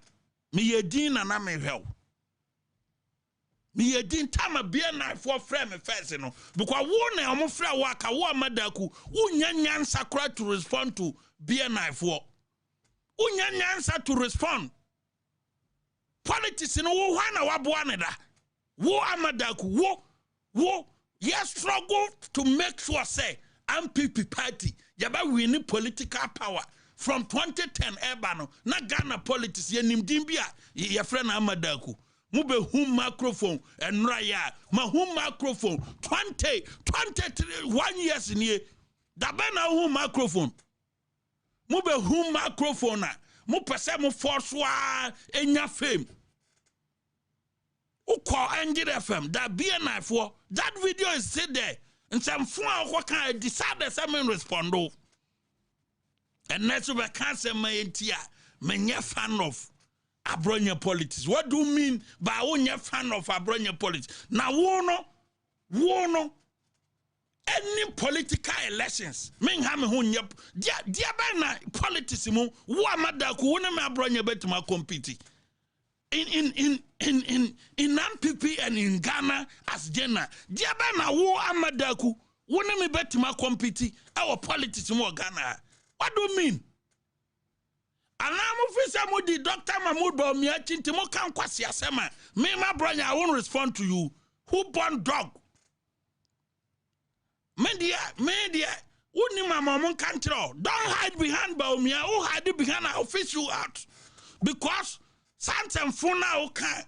ba kuna me ye din you think say na wo beru to watch room kra nante ye odin wo politics no hwan na wo no waboa ne da wo bedidi wo politics mu nti me no ntimi nyepe uni akokoba kra wo aboa no politics mu da say me nya fan of abronye politics stupid talk. Say media mo fama fofra de be cross border ne de say mo hu ba bia mo de ko nti mo kan kire so hu ba bia o de ko ordinary stupid behavior no eba me level dia me de ne beto from flat on survival because we na mo bia nim say we lady bia we so arrogant and you know me I don't like you until me here so be me fan for what na mprobi manaye me to me here fame. What kind of nonsense is that? Me too. Me political fame in the year. Na me fame kra na say me nya papa. Wona grana fe na wudi bie na officer wona fe na ba be pedino. But yeah, you betima kwa kodi baby the next 30 years. Ni yaba. You can't compete me, and that is a fact. Eti me can't tell say wonya fan of her. I don't need say wo be me fan. I don't even need you. I don't even need you. So pasa temen kan oba temen kan. Me nyo bia me kohwe obi animu.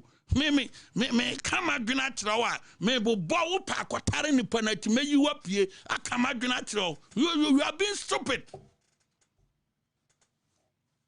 So be uncountry o arrogance na wo de nam krom ha wo fi say wo pon na say and this fo no do kodi fufuo ha video a wo fi say no ane politics no wo wie na and this fo no do kotena ha video no mo to fufuo ma dia wo fi say no ane politics. You are nobody. Me no no dia na wo in politics wo betima compete me ana nwoma suam wo amadaku wo betima compete me.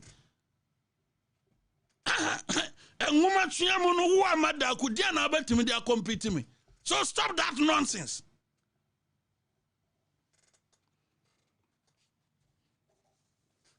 Stop so now the ba me kwana dia bafuno. Producer your videos no ready. Now you ni yaka.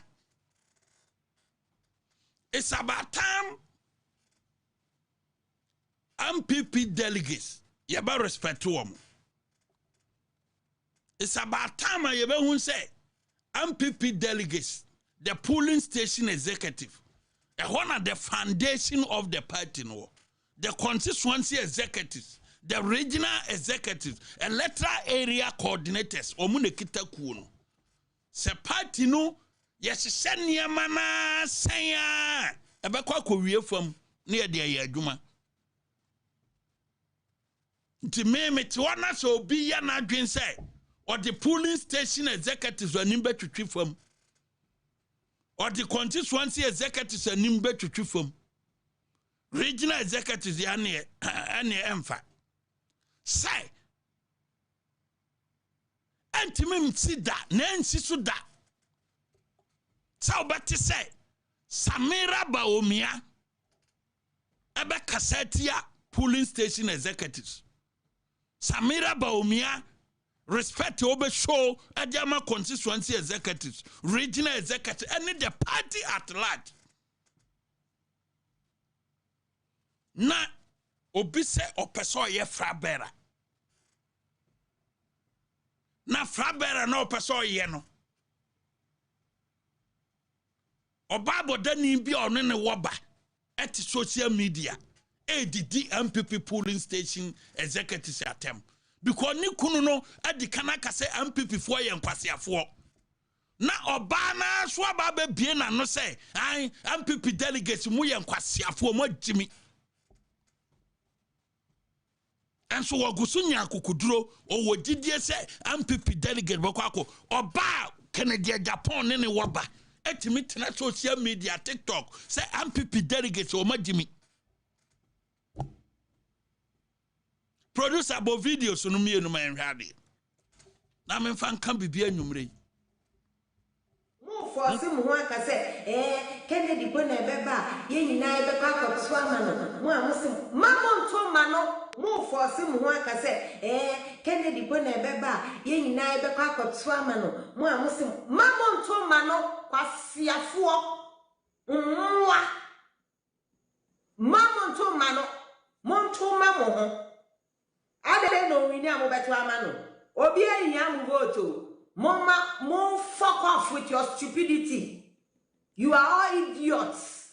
Kwasiafo me bompaye se munjimi sa na mama kenenri mama ne hwia na nusu beti no obi antunfu biom moya moa papa na mama ne hwia na legitafo no mo aye angels no ma na ama mo omo ni mo akwa akoto aba no sa kwasiade no me amunim se mini vote me who say Ken Wenya, what's the fucking point in going to register for your stupid voter's ID card? What will I use that stupidity to do? Machichi Jehovah says for go program match your way. Now we be saying voter's ID card. That's stupid. That's more for some who can say, Kennedy pone beba, ye na ebe kwa say ni otumi ye odi onua ni potom sika. Ah God. Odi ayama ne busuma no etumi afa ni mpa no. Ye fa ohunsi nche ne fa kwasia no se yesan ye nwa na yesan koto abama odwan sa ne yire hoho na Ghana ye yankwasiafo oh ye yankwasiafo. So we or time any uchi way when we are and toka now share no crane pa MPP for moya kwasiafo to even entertain this stupidity going on. This stupidity going on. Ma wadam wang. Polling station executive suffer the mate. Samuko kwa tu sabana moya kwasiafo. Asema ni kunu kai. Asema ni kunu kachire mo se mo yankwasiafo no mo se ne yire di abeto so enti mo amudi na chi nyina na mo yankwasiafo according to Kennedy Agyapong wife the party base ana ne yire di o mato fam no at the polling station executives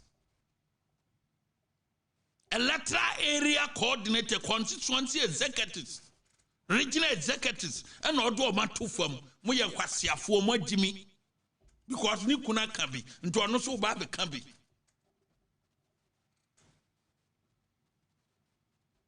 asansem we be free Samira Baumia anum na bana oso opɛ mutumi no moto abana man wia enye maami ya odi matamu yi one ne ba no ne Kennedy na be benefit enti wo de ujimi ye no eba kwa support no osi wajimi nti wo de ba support na wo de ba support no osi mo wajimi nti mo de ba support no because so baba ya presidential candidate na president na chinchina opedi na why na ekọ benefit enipa na odi watem sem ye nkwatiafo no na ekọ benefit sa maame no na sa minim se me ano ana me menka no eduru ba bia unya sika boroso ayetim koka kire se ebinum sika no omunya ma ne boroso a yetim ka so sika no begina ebia pe obi a wabodam na wo ne na monwo pe bodani bi na wo ne nwo na sika ne nyina ba yenum se ayani mmere sika ne yempe sika duro ne yempe se yi bibi abaka ye ne bodani bi ankotwempena. But say, obiyire etimi gina sise. Etimi kasa asem no. MPP delegates nim nyansa. Because ni kunu kai mire bi atwam no. Asem papa mani kunu nti ono no oba no so ba betoa so. Nti sa oto sa ba no ma Kennedy Agyapong wi a. Enne ya mo ma ne tumi no.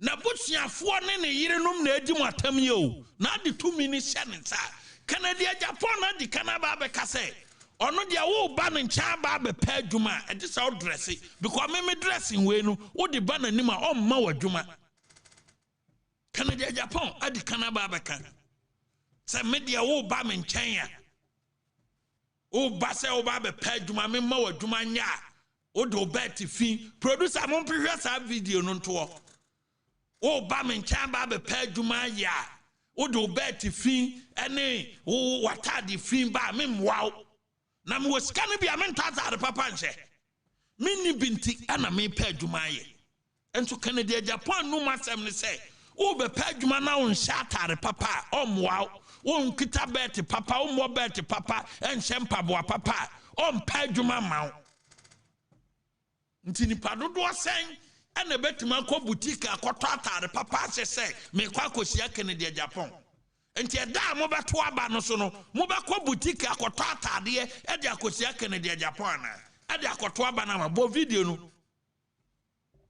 me wo ba he wa mo bet papa me mfa wo shu ye me mfa atade oh enye honorable bia tie ni because obi a won timi to atade papa nche obi na no tumi aye bibi ma so na odi aye papa amanu nya yo ba no kura na mi chiro obi ba say minko for Somalian president Kufuor Njengo DC oba ye anopa tututu wo hwe aso god bi odu ba ye na wo hwe belt no a aye say apa say hwe di na mbisa no one question say into wo ba ko na wo ba he wa mo belt papa me mfa wo shu ye me mfa atade oh enye honorable bia tie ni because obi a won timi to atade papa nche obi na no tumi aye bibi ma so na odi aye papa amanu nya yo ba no kura na mi kiro so fe obi ativi eno ana ne yire nti ne yire di watam wi a ukoto aba na ma ne kunu no wi a ukwa wo bedro no gina gate ono sama ma we no odi ne be gina gate se obehwe atade e hyew obehwe mpabo e hyew no wahwe bet e hyew na bisa se wo kwato aba no hwe watade ye kukuru mpo ne ne abasoa ne ne yira abeka no mati se wa bebo wa nti polling station executives for no ya ka kire mo se enkrofo binum ne ni ahobrase o wo mu ni ahobrase ba kokura monto aba mani pa Ghana fo epeno enipa okita kofo suban enipa oye presidential material te se kofo presidential material te se nanado danko akofo ado sa nipa no eye Dr. Alhaji Mahmoud Bawumia na nemen kotia enipa odi nanim ewo bono region say ai nenti a MPP ankota malisato no say Bawumia chinye enenti a wankota mali central no because ye kwa ye belusu na tamale central no mummisa kwakwa so ma kire me say tamale central no onim dakora ye kreti constituency no politics ne babeto kwan mu na unu ade uko wura mu na wunya post 8 years no ne wanya ewo MPP aban mu no etimi hwe MPP the next 50 years ne wo asoma kire me wa benefit wo MPP mu agyapade a waye within 8 years no etimi hwe MPP the next 50 years etimi misa asoma kire me a odi Canada Japan ti se omonto aba ma ne say MPP 8 years ye were 12 constituencies per ewo bono region constituency ben na asoma kire me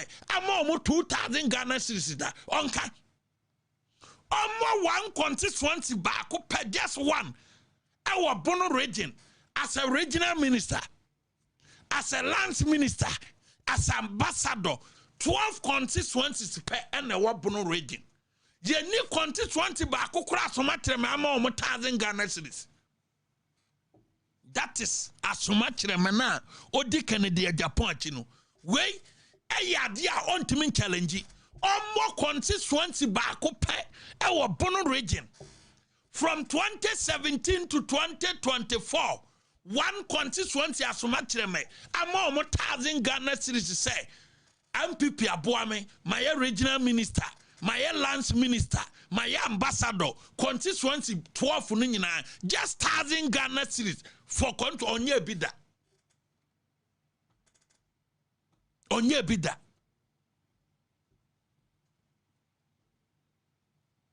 Yenim contribution ya Godfred Odame de maye. Yenim contribution ya Bafo Awia de maye.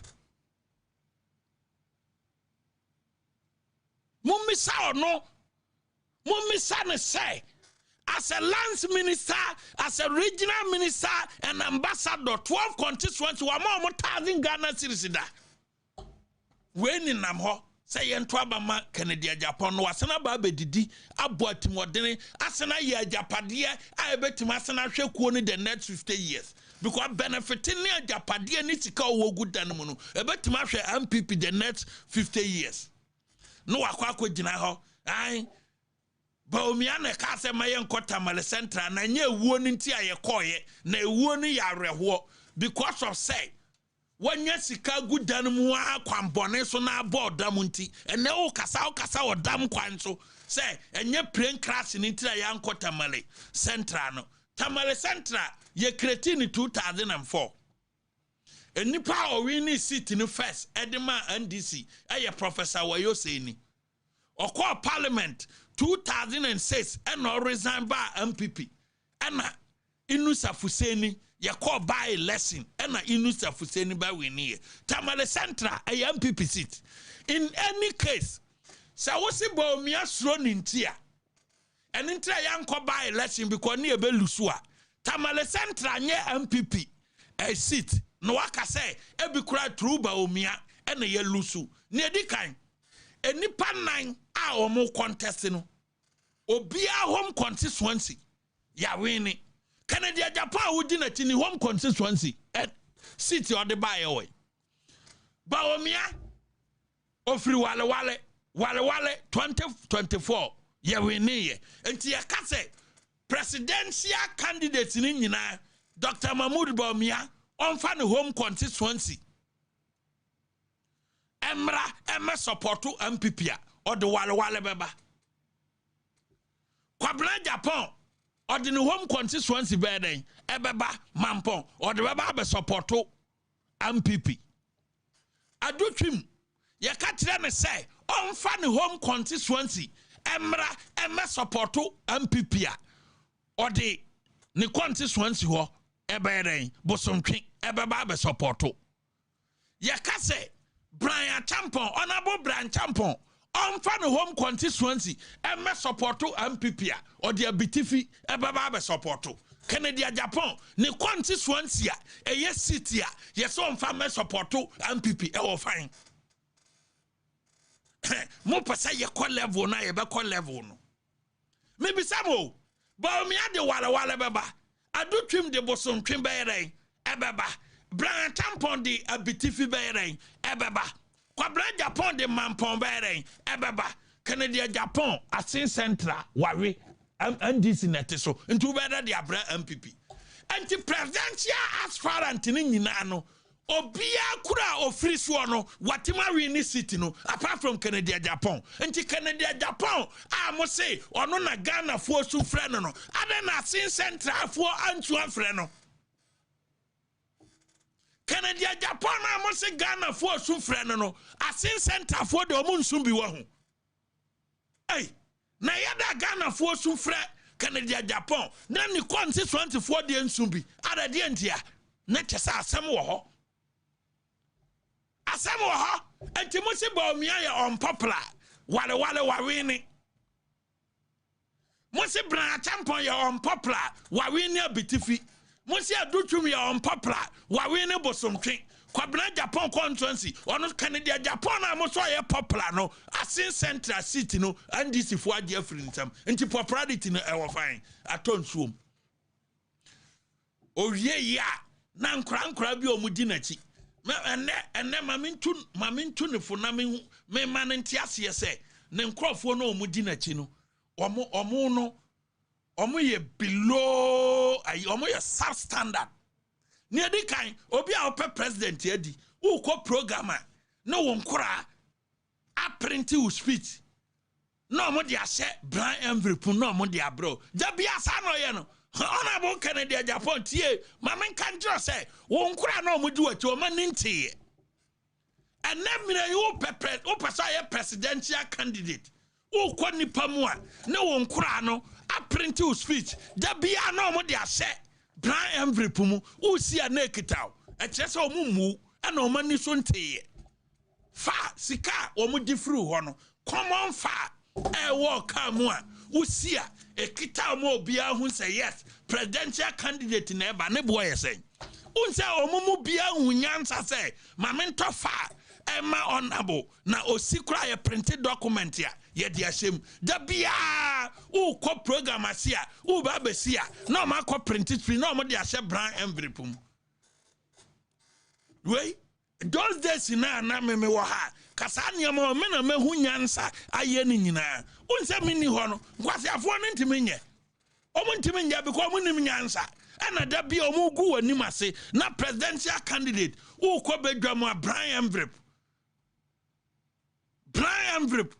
na kita to send ye wo di application na ministries e pa adwuma ye wie no na me pon no na maka say judiciary kanka na ekoto me no adubu ahin de na ye west time me de no adubu ahin the national signal brew adubu ahin judiciary kanka na eto me e wo circuit court no adubu ahin de na ye west time me de no because ono ne de a deliberate attempt to say a dene shebotom e de na konsawam judiciary kanka say would you be a court Mako Bank of Ghana akwa bank statement ya mo say and no na say emre bi atwam wo man no for man sika mo de buy ya mo 200 pages ya free mu ba mo say 300 pages your class bi wo ha man request ya court me say ya fa ma wo ne emfa ma wo tena because attorney general say mo release judicial kanka kese pa because of say see Ghana fo anka ho asemunti na no mo de koyem ekwana ebinuma yese wombe womobe faso aye adwuma kwan bone so ade ama aban no airtime say statement ya diaba enipa na request say page say eni ayinimu momfa mami ebesi na yese yemfa ma no enso yese fair trial under article 19 ye wo kroma but ye be make sure say sankrofo bi na omo so mba ye matamidu na ka o se sankrofo ne de yen tenase mo mu judges animase o yen tenase mo mu judges animase ko judge fo no papa wo mpa omo yard papa the law is the law wo mo yard papa but omo ketwa bi mienu bi o ma yese wo mo de o be press stubborn na omo de kanka ho aduma na omba ye no oh ye the plier be remove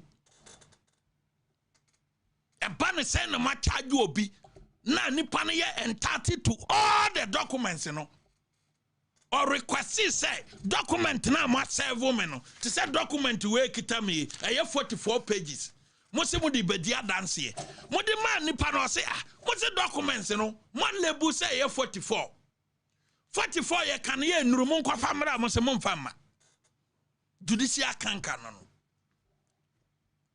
ye kone yaba ne ya ka kire mo say x we have found x no bi anam na ne message asa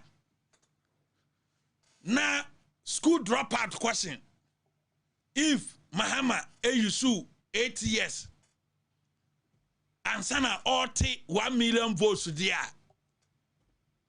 and 2 million votes no how many years and fan x a school dropout question niente a school dropout question ne say wo mo call foreign university court exams fail here no because of mathematical equation be a biti wo munti because of quantitative method be a man pass here. Enti, I know I'm sorry, I know I'm say obidi 8 years, 1 million votes, there are 2 million. Ebe how many years? Fan S. Nedi kan wabon. Because ultimate foreign country a school for mugu class say fan S without any equation or expression. Say a simultaneous equation, simple interest, or quadruple equation. Huh? Yeah, funny SDA. I won't because of say unim tree farmers huntinu. Now, so I also fan SDA. The votes between Jerry John Rawlings and John Agyapong in 1996. Now 1.3 million. Now 1.3 million. Tieni ye me fanning SNamau. The voice difference between Kufuor and Jerry John Rawlings in the 1998 and 96 general elections are 1.3 million. Kufuor the 18 months, less than 2 years, at year, every year president of this country. 18 months. And two Koko Jina outside. John Mahama de 8 years. 1 million votes. And you know, what translated here 2 million by 16 years I born. President Kufuor at the less than 2 years, that is 18 months. And overturning 1.3 million votes. But we need 56% in the 2000 elections. In the SN way, or SN. It doesn't matter the votes difference. It doesn't matter the votes difference here at the honum. Sagana for ditum Jim message in itum a candidate in ituma. It doesn't matter the votes difference, you are going to win. Sankaya votes difference dear can pipi kurano ya bombebu the year 2000 elections. But President Kufuor you sue 18 months with hard work and a year juma and unti and MPP. Ye hun say SSC a call early elections. Na Dr. Mahmoud Bawumia Odin Kunima Obenyamere a year juma. Because 2024 elections, you know, yanya 18 months of crown fan year campaign. Exactly 1 year. And Bawumia started campaign or the less than 1 year and a year campaign. Less than 1 year. And a President Mahama Yusu 2 years, solid 2 years solid, and a year campaign. No be Yusu less than 1 year. A year campaign. And you 41% here. Electoral Commission of Assin Central say 38. But obi onim electoral results are the Assin Central hono. Ye to about constituency who no lusu. Until less than a year and about me the campaign here and onya 41. Until Bawumia enya 2 years from 2026 to 2028 there. 2 solid years the year campaign there. And ye fan why? And you found why? Say Bawumia 2 solid years. Said ya Mahama, enya 2 solid years.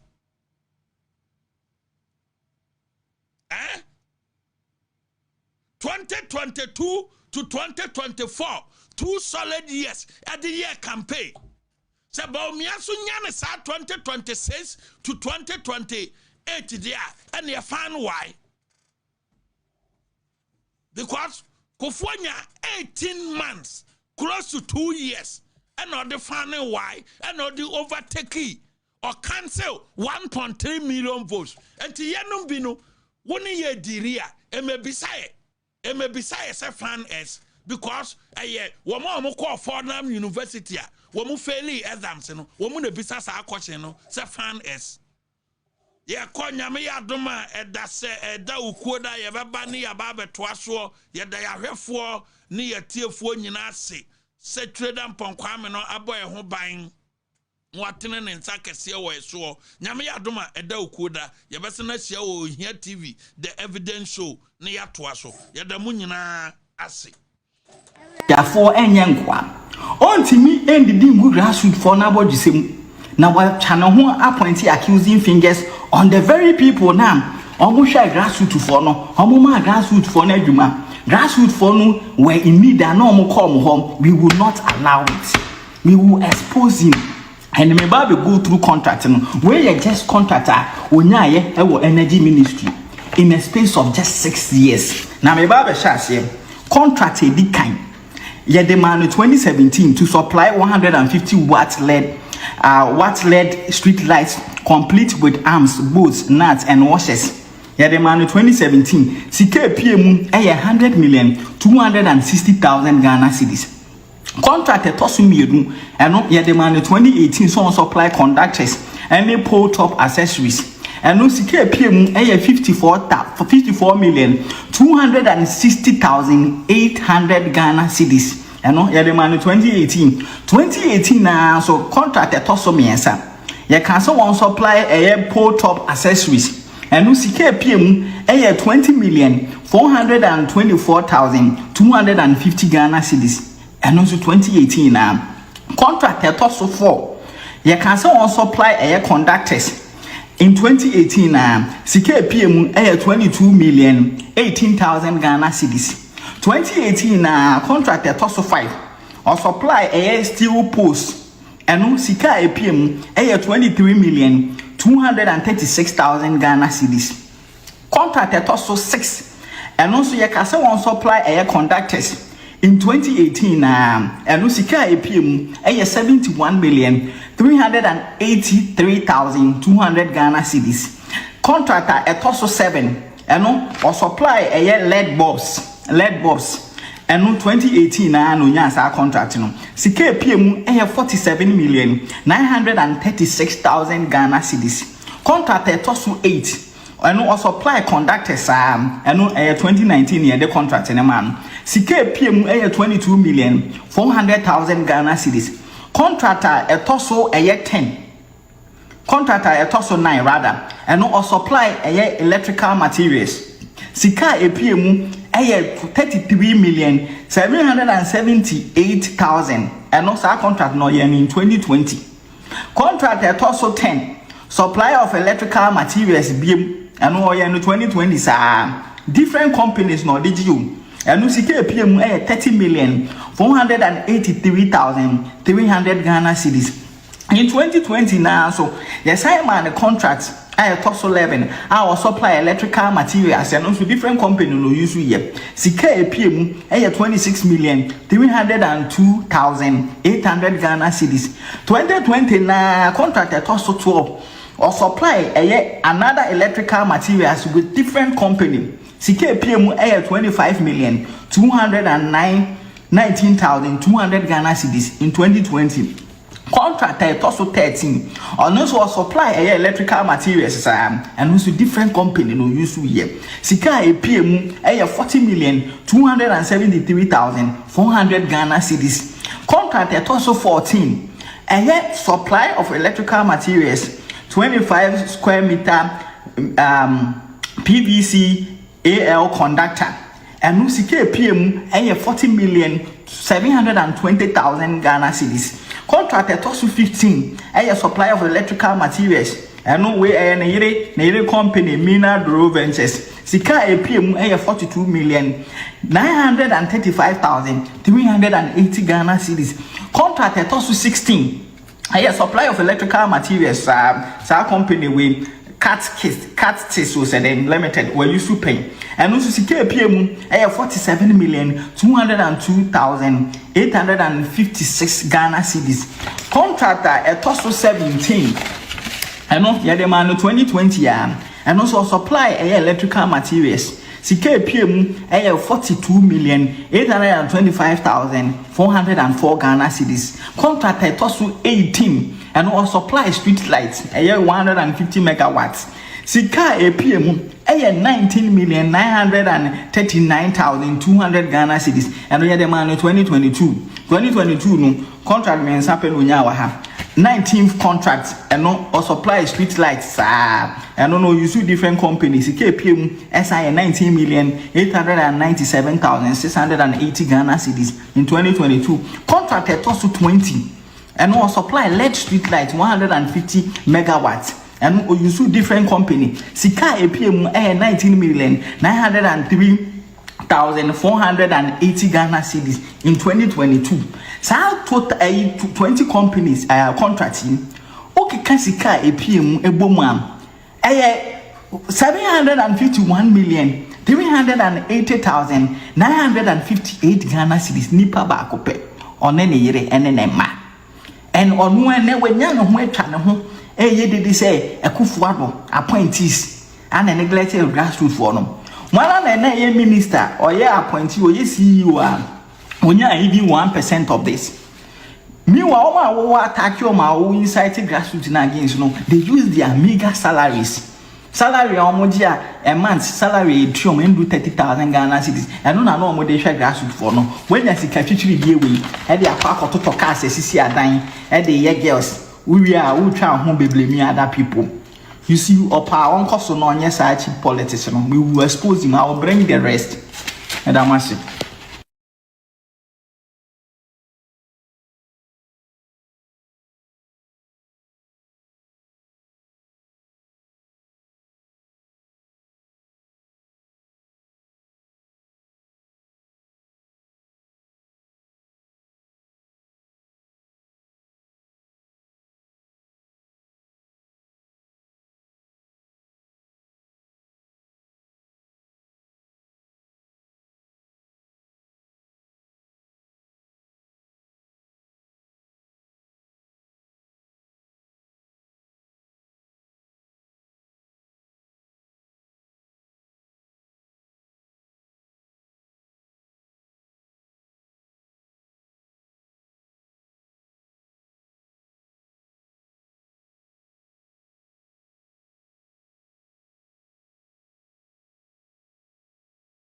For enyankwa ontimi endidi ngu grassroots for na bodisem na wa channel ho appointee accusing fingers on the very people now omo hwa grassroots for no omo ma grassroots for na adwuma grassroots for no wachine koka no wan take action against him ufin se china bidia ne beba me dia ntinam say Kennedy me free Kennedy achi Kennedy a promise me say kwa Alex obi a ukasama mi bia no mesikio ade chi na nsa no abeka cha akola nse asema akoka ni ntino me de me kura me support on support me yeah politics is about business me tell no be baba me bo trip na for bemo akwa about rush media so na ensema oti ye unexpected one of the pillars of Canada Japan the campaign no anase Canada Japan camp na papa ensema oti wa ba bonten so no de ene ameno kasai Canada Japan oni na chibim adenti o Canada Japan obi o kan sema woni so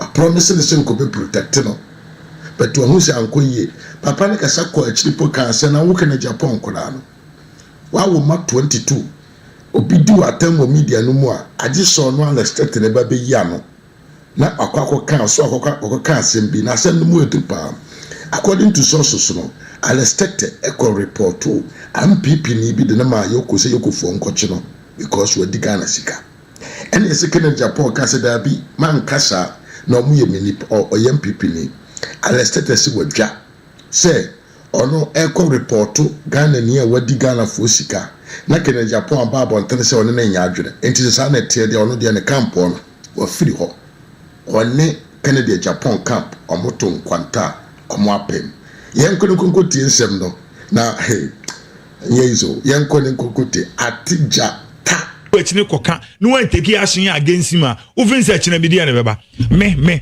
dia ntinam say Kennedy me free Kennedy achi Kennedy a promise me say Kwaku Alex obi a ukasama mi bia no masikio ade chi nansa no abeka cha akola nse oh asema akoka ni ntino me de me kura me support on support me ye politics is about business me tell no be baba me bo trip na me de wachi na ultimate protect me wo maye makomako 22 obi yo wa o muntimi me respondo na me ma be respondo no aka chem say na me da so na me de wachi ene na tsa adwen bi enumi zi e wo me so me wo ma wo yire so the fact is say me de ma hoden na protect every wachi na would it doesn't mean say obekwa akoka bibia depi edo how we dey bebre nipa no so that is it it is aka say you no nenum nsam o kan nyina Ghana for Kennedy promise so me kan bibia I get the promise or the mouth so basically yes o si obi o kasama that's it na chese o shad o kan ne o kan wanu na o kan the fact of basic security doesn't mean say kodi boni eti o man mra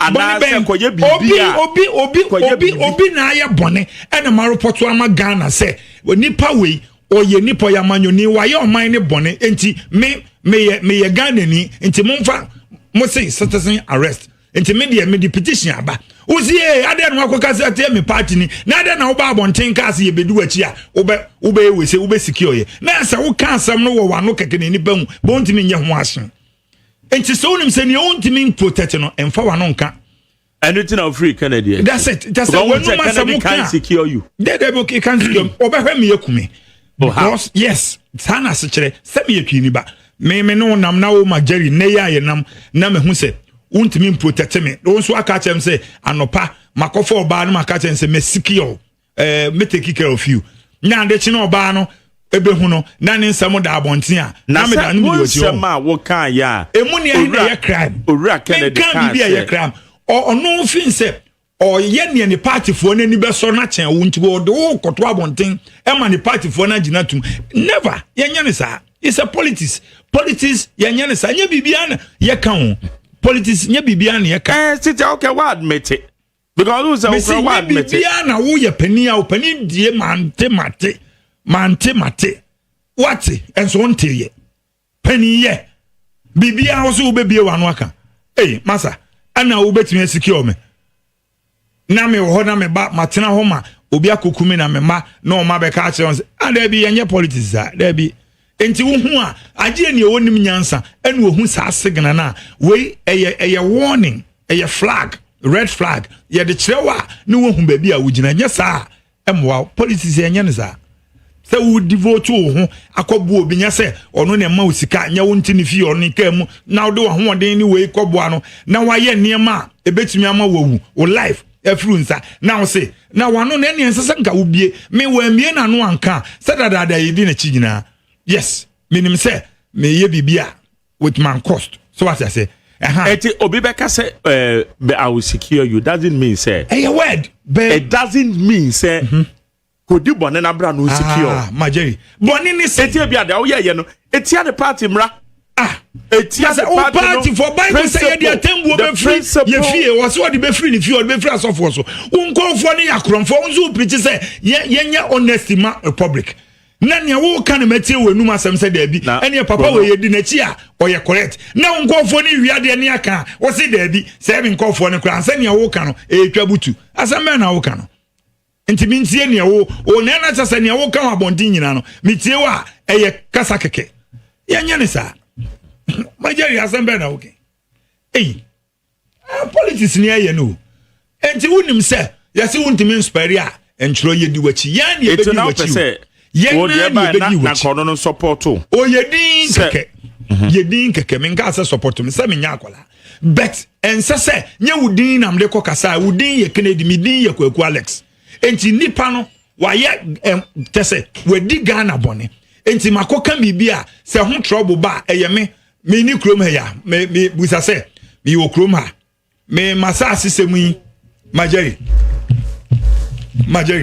masa asisemu ya edan yi sie ya ho ba amansun ye court se me tie ye sisemira ne kwasha ase se me medidi baomi atam enti no ye judge no ye ma me contempt ase ye romande me 2 weeks your friends say court on your friends say near high court in Chen police station high court in Chen ministries ni Kennedy fie say walking distance Kennedy ama ho no so wote nya so wanti ni fie foforo mote wa ama ho ye politics ye utumba to ama ba hwe memfa ho eno de eye me meja pade ho na me bo ho ban na ye che papa no okowie sika no papa na ono se train papa na yesusu se osusu se train ya nam from crime before twa railways ni na to o se scan ya nam wie ni nam from po yentimi anye na ni nam wie na obetimi aye eno Kennedy di akire se yenko na ko beli no busa ne yakọ busa an se papa na wo preach se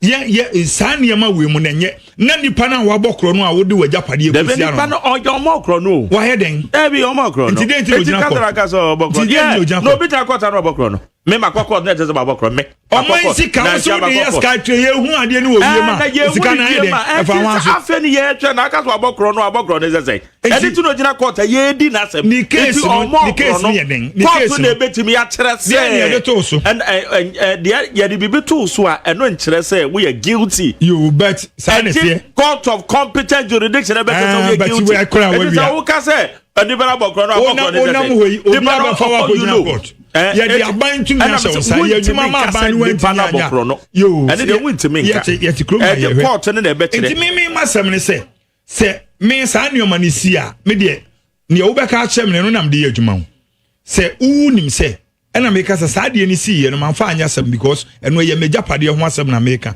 enti se obeba ho se wo ma ho good eno nye me masem because Raf onua Raf oba ho na nipa na ho ye adwuma ma no mponya asem no wantimi amba bet ne ono kodi ba omi achi wo fa wo krata de kodi nachi eko Simon na ne ono di ne moja no pa awia nwumre eye adwuma ma no no nya asem a untimi nkro na wasan so kokam bibia obi dia ba bebo ntirimaku a wo sesel me sabio me yabo nti no na me nim baby asem na aden obi chiro letter na odi kodi obi achi ana dabi eya majo ni ntia ye party ni eye enti wo hwe ne aninim de wa anim ne obetimi aye bibi no akodi nachi but se wo be ye wiase ne ma nyina na wo kan asem na wontimi ndi asem ne so a no me take you serious that's me and ye bisa say na Alex say I was only Kennedy Agyapong chia another camps that be also there what did you want them etwa bo won ene wo kontokoi say MPP kuo no wo be firi mu ana response arrested the ma no anu edre etimen say yen nyina yen koni konkoti asema arrested kai either he is leaving the party or not na o say what does MPP MPP no MPP nanga MPP ba MPP de unfree mo me de free okay MPP nso obi anfa letter ankodwon ni na obi anso timi anfa letter ni obi afree yeah traba baby ayaba wo no be hu anu abe MPP baby ayaba wo no be hu anu abe NDC all right enti MPP timi chro letter bre me say wo kekan se bi yi bibi am de amom bi on be provide the omudi ni nyina beba because man fa letter ene de kodwan ni enti se me ma mo ka meje ma de me ma musika mo betua ni nyina ya so omunim se emra na de chichi kuru political party me pemu na am de abadwan ni na also so what the be my party na obi sra yourself baby ma and you ultimate na say oh ya suspending na ya kwamo lebi ya mfa letter ma obi asa badwan ni ye nyina na ye kekan hu bo hu ni wa badwan ni ye ni school bia o baby asa obi ko school ni we ansa no uwie sa de next year na akodwan ni MPP no e traba baby e be wo no be hu ana udem ya ko ene okay nti utie nsema arrested eka ye concerning so be free party num ana so free party num na odwune se na ye oni Kennedy Agyapong na chibiemi on it camp ben ene be ko akwakọ ye ajiwa meso se ba modern na chire wadwe e wo comment section box wo meso se subscribe to the channel na fa on se si adoma no so na be ka Ras Media